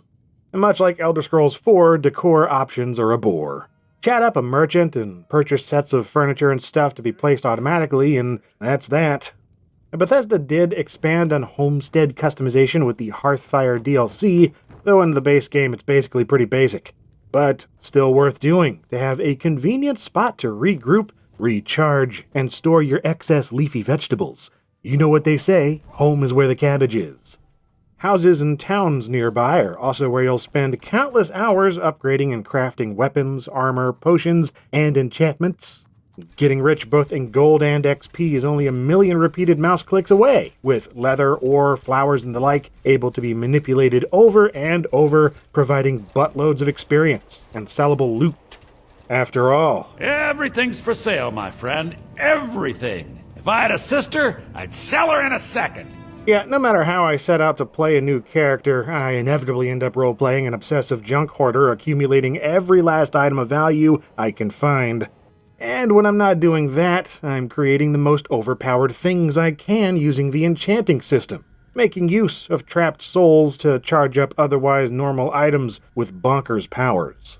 And since spellmaking has been removed in Skyrim, this is how to get your fix of creating OP magical nonsense. And there are plenty of skills available to help with all this, accessed via the new spacey skill tree. Yeah, this was a bit controversial to Elder Scrolls fans. Each time you level up, you can upgrade one of 3 attributes, stamina, health, or magicka. Then there are 18 skills to augment using perk points, earned on each level up. And they've been reduced and combined somewhat, so like athletic and acrobatic skills are totally gone. No more grinding those up by running and jumping everywhere unless you just want to, for old time's sake. Skills can also be boosted via perks, so instead of simply becoming better at blocking the more you block, now you can unblock block perks to block with blockier blocks. Yeah, switching to perks is an interesting choice for the Elder Scrolls, and I don't mind it so much. But what I do mind is how you select them using these stars and constellations, and it's fun to look at, but it's just cumbersome to go over everything, especially with a mouse and keyboard. Really, the UI in general remains one of my biggest complaints about Skyrim. It's downright inefficient. Clearly, it's been optimized for a gamepad, and okay, fine. But even then, I don't understand why there's so little information shown at once and no easy way to find items. Like, why can't I sort by value, damage, or weight? And why is there so much scrolling over on the left with so much wasted space on screen? It's also tough to quickly see what's what at a glance with all that gray text. I highly recommend using a mod like Sky UI on PC, since it addresses nearly every one of these complaints and makes inventory management more tolerable. Same with Sky Complete, which overhauls the lackluster quest tracking system and enhances the menus with far more useful information about tasks, past and present. Especially useful since there are so many quests, jobs, activities, and random weirdness on offer. Not to mention what they called Radiant Stories, which are randomly generated until the end of time for technically never-ending content. They're largely tedious fetch and kill quests, but still value for money, I guess. There's also the Return of the Thieves Guild and Dark Brotherhood side quests, which always end up becoming the main quest for me since I'm so partial to their particular shenanigans, and the whole why are these dragons coming back to life and who is Dragonborn main quest is kinda meh. Oh, and the Fighters Guilds and Mages Guilds, yeah, they're gone, having been more or less supplanted by the Companions and the College of Winterhold, respectively. There's something like 15 available factions to join overall, but even if you abstain from guilds entirely, there's no shortage of things to do. I still find it highly engaging to delve into Skyrim's caves, ruins, and fortresses, especially with its more visually distinct assets being used. And honestly, better design overall compared to previous games. Elder Scrolls 4 only had like one dude designing dungeons, but here they had 8, and it's at least 8 times more enjoyable. They're filled with traps, treasures, puzzles, and mechanisms, and while they can get overwhelmingly huge, they're often built so that the player isn't backtracking forever when they're done. More often than not, there's a secondary exit or a hidden door, letting you quickly return to the main map when you're finished. You're also a bit more free to tackle quests received at wildly different parts of the campaign in more or less any order you wish, since enemy difficulty has been rebalanced. Level scaling for AI was infamously out of whack in Oblivion, but it's more tolerable here. Specific map areas have enemies spawn at minimum and maximum levels now, and while enemies do still scale with the player's level, they now plateau after a certain point. So you won't be getting killed at level 50 by random wolves, or seeing god-tier bandits with rare glass armor anymore. Another general upgrade is the increased number of voice actors, so talking to hundreds of NPCs can still get repetitious with the voices, but it isn't quite as painful as before. I used to be an adventurer like you. Then I took an arrow in the knee. Be careful. A couple are even voiced by late great Hollywood actors, like the aforementioned Max von Sydow and the superb Christopher Plummer. You stand in high Hrothgar, the slopes of Kinarith's sacred mountain. Here we commune with the voice of the sky and strive to achieve balance between our inner and outer selves. Even Mario himself, Charles Martinet, jumped in on the fun, giving vocal life to the ancient dragon Parthenax. Say, Sulier, what is better, to be born good or to overcome your evil nature through great effort? And whether you're conversing with dragons, Daedra, or dorks downtown, speech is overall simpler without Oblivion's persuasion minigame. It's now back to normal text, with responses occasionally having a speech skill check for stuff like intimidate, persuade, bribe, mock, and so on. And of course, you've got shouting. That's kind of a big deal. Being Dragonborn, the player has the inherent ability of performing dragon shouts. These work like traditional once-a-day powers, but recharge more rapidly, with dragon words like Fus Roda or Unrelenting Force being the headliner. That never gets old. It's like kicking with your mouth. And yeah, there are many more words of power to learn, found by tracking down word walls. So you get things like causing fear, becoming ethereal, changing the weather, blowing ice and fire, dashing forward rapidly, even the ability to call down a dragon friend to help during outdoor events. Yeah man, these shouts are where it's at. Though you can't actually use them until you capture enough dragon souls, accomplished by one of the other main attractions, random dragon encounters. Oh man, this was exciting to see after so many years of dragons being mentioned in the Elder Scrolls but never actually seeing them. Every so often you'll hear a threatening roar or see an ominous shadow from overhead, which means it's time to gear up and prepare to fight. There are multiple types of resurrected dragons, each with their own physical appearance and specific powers, so learning how to fight each one with the proper weapons and skills is quite satisfying. Once you take one down, the dragon's soul is absorbed, and they return to a pile of bones, which can be crafted into a lovely set of armor and weapons, by the way. 10 out of 10. Would kill endangered species again. And that's about it for Skyrim, in the most arbitrary cutoff kind of way, because y'all know this is by no means it for Skyrim. Naturally, there's all the official DLC like the HD texture packs, Dawnguard, Hearthfire, and Dragonborn expansions, the last one being particularly notable to me since it added certain parts of Morrowind's map to Skyrim, and I'm a sucker for that crap. But arguably the biggest thing one could talk about with Skyrim is the modding scene, as it is unthinkably vast. Whether you're downloading through the Nexus, Steam Workshop, or Bethesda's stuff built into the console versions, Skyrim modding is practically a sport on its own. Everything from fully custom characters and weapons, new quest lines and graphical overhauls, to total conversions and exploding chickens. If you can think it up, chances are it's been done, or it can be done, thanks to its modability and creation kit software. Skyrim is perhaps the one game that has never needed any kind of updates or re-releases at all. The modders fixed it all ages ago. Not that that's stopping Bethesda/Microsoft from reissuing the dookie out of it seemingly every year. The latest being the 2021 Anniversary Edition, which adds a bunch of paid mods and like some fan service quests relating to Morrowind and Oblivion available for $50 or a $20 upgrade. I think I'm fine with the other 4,300 releases I have already.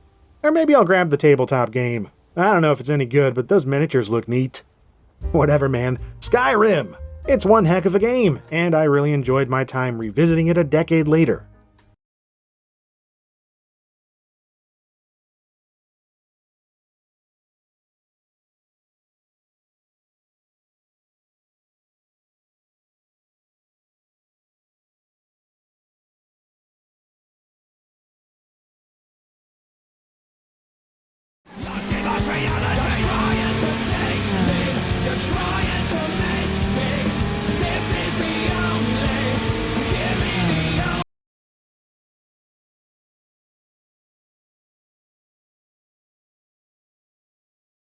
Finally, a mount, a mighty steed I can use to ride gracefully across the land. Come, my noble stallion, let us strike fear into the hearts of our enemies.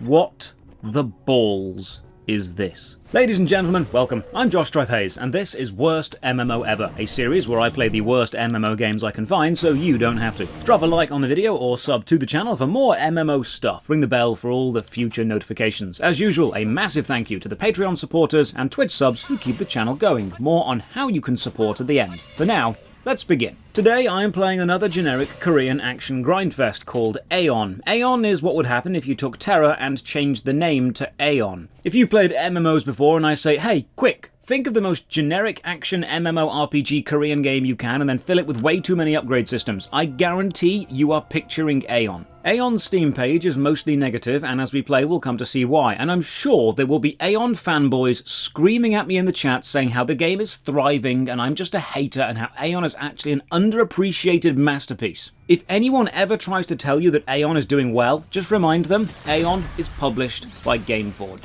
First hurdle, downloading the game is a pain. It downloads from Steam and then patches, but it applies each patch on top of the previous, so the percent bar means nothing. This is traditional Gameforge. You're going to have to sit there for a few hours until it decides it's ready. Now we need to make an account, and the game proudly states it's hardcore PvP. Well, okay, I'll see if there's any going on later on. And now, character creation. We have to choose a side. Angels versus demons. Asmodeans versus Elios. I think I'll go with demons. I mean, since playing Isekai Demon Waifu, I think I am still the Demon Lord. Lots of classes to choose from, all in cool looking black and red, nice selection animation and stat panels. I like choosing classes that I've not seen in many games before, so I'll go with the Engineer. Look at this guy, he looks badass, looks no nonsense, looks like a man other men fear, brains and brawn. So let's choose this class and... what the actual hell? What is this? Is this what I start the game looking like? How? Why?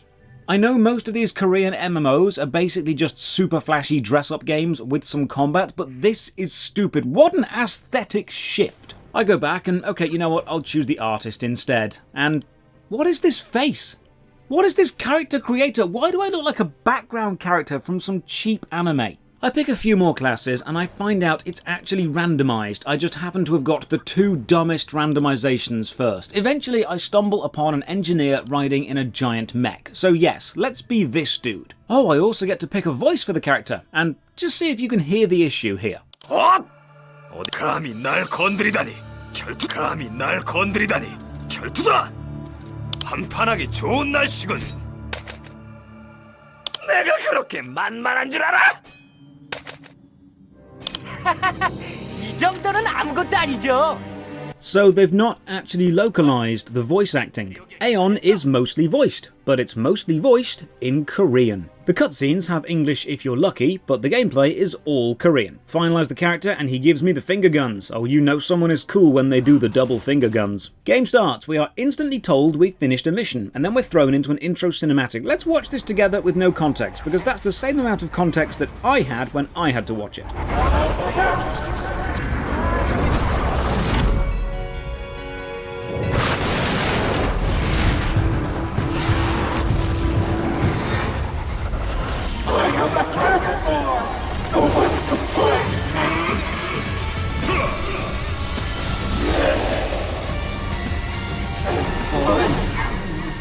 Worthless.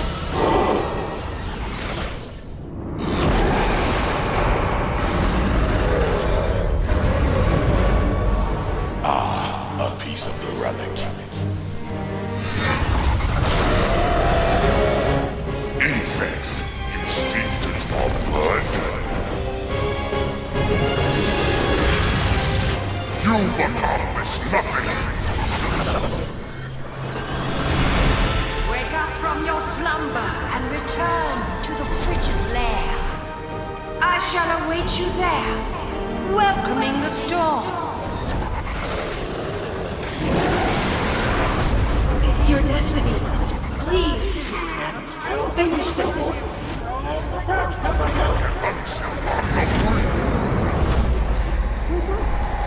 Wake up! Wake up! Wake up! Come back to your senses. Did you have a vision? Old Munin is looking for you. Quick note to budding game designers, if you're going to run your voice actors' voices through a billion filters, please have subtitles on as standard. Game starts, WASD movement, left click to move, spacebar is jump. Annoyingly, A and D are turn the camera, not strafe as they should be, but rebinding the keys is really easy, good job there. The UI is Korean action MMO. If you've played Terra, or Riders of Icarus, or Estelia Royal, or others, the UI looks like them. It's got that instantly recognisable style of smooth and safe, while also being stunningly outstandingly forgettable. The mailbox has a bird spinning on it. We have a quest. Talk to this girl. Thankfully, the journal has a locate NPC function highlighting them on your map, which is actually quite handy. Now, using the map, journal, or location feature is basically a cascade of various pop-up windows, but we'll talk about that later. Combat support. What's this? It's a button with a target on it, so I click it and I start shooting at a nearby guard, who then runs over and kills me in one hit. Ah, right. Aeon is a grind game, so there's a built-in auto-combat bot program, and using this to grind is a main gameplay mechanic. You can set up your skills and your potions, click start, and then leave it for a few hours to gain experience. And if you're thinking, that sounds like Metin 2, yeah, they're published by the same people. So again, there is voice acting, but in Korean. Now, I've not downloaded the Korean version of the game. I'm playing on the international server, they've just not bothered recording the lines in English, which I understand would be expensive. But if you don't want to record them in English, just turn them off for the English version of the game. After some thrilling talking back and forth, we get some more cutscene. The opening quest is literally read these books and remember the game's intro. This is taking text dump to a new level. Oh, I wonder if there's a flashy neon wing animation when you level up. Oh, come on, it's a Korean game. Of course there's a flashy neon wing animation when you level up. Prove my combat skills to this dude by shooting a scarecrow, then pass a multiple choice exam based on the info I read in the books a moment ago. Game designers, let's have a chat. Lore is extra. It is the player's choice to indulge in it or not. You proudly advertised hardcore PvP gameplay on your download. The Steam intro shows nothing but action combat, and your opening section is a pop quiz on your in-game lore. You are aiming at a crowd who want action and delivering written tests. We're sent to rescue someone called Rhea, and we need to kill some sprigs to make this happen. You ready for combat? Here we go. 거리가 너무 멉니다.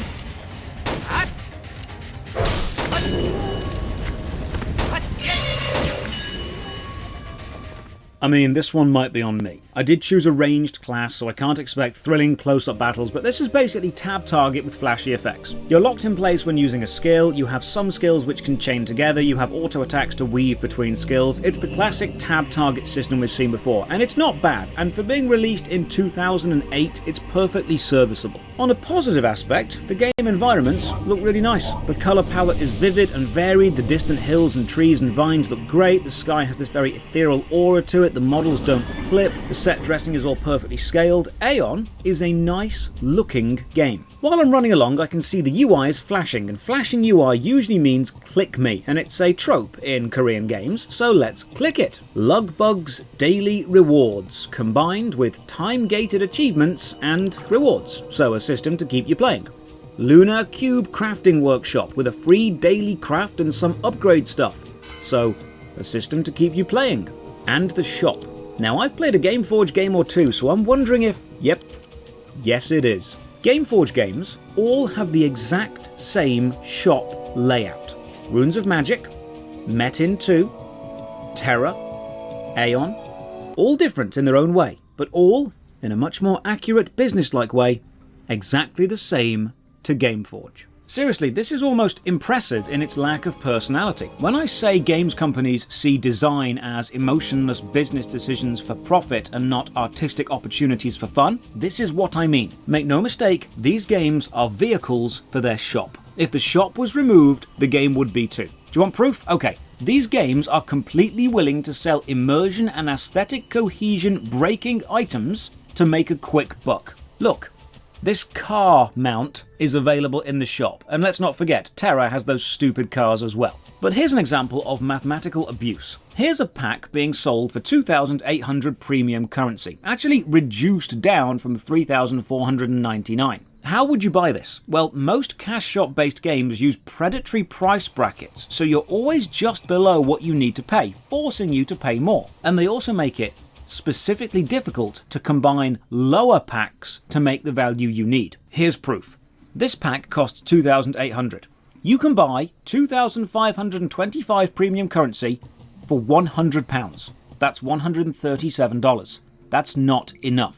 The next pack up is 5,100 currency for £200 or $274, but that's too much. So how about combining two smaller packs? Well, you can combine the 2,525 pack for £100 and the 150 pack for £10 and still only reach 2,675 currency. Not quite enough. The cheapest way to afford to buy the discounted pack, and make no mistake, it's been discounted to this exact amount to be mathematically abusive, is to buy the £100 pack and the £25 pack. A reduced item, a set of items that will make you more powerful, literally being paid to win, will set you back £125. I will explain why this shop is so expensive later, because it's actually by design. So now let's jump from awful, abusive, anti-player shop design to actually quite good game design. The world map is really nice. Right-click zooms out the above layer, left-click zooms into an area. It's super easy to navigate, and I like the stylized drawings of the places.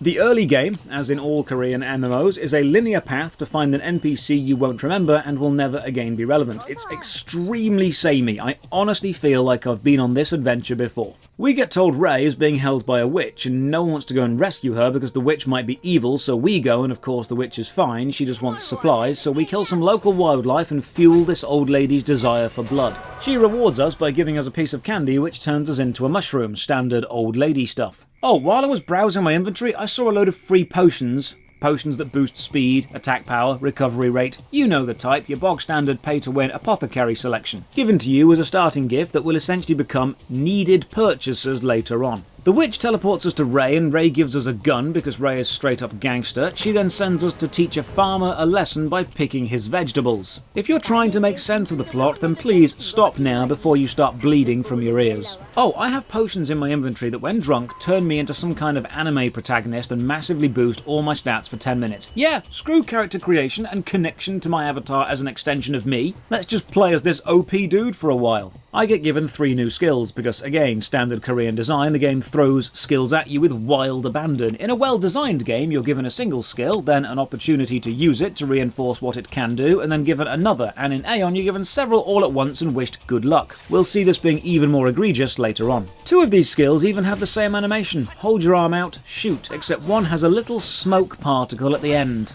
Variety. Eventually we get sent up a hill into a cave and told to find the entrance to our first instance, Haranel. Now, I enjoy instants. I love defined starts, middles and ends with challenges along the way, and as an action MMO, this is your chance to really shine. Let's leave plot to the side for a time being. Let's go with a well-balanced action set piece. I enter, and...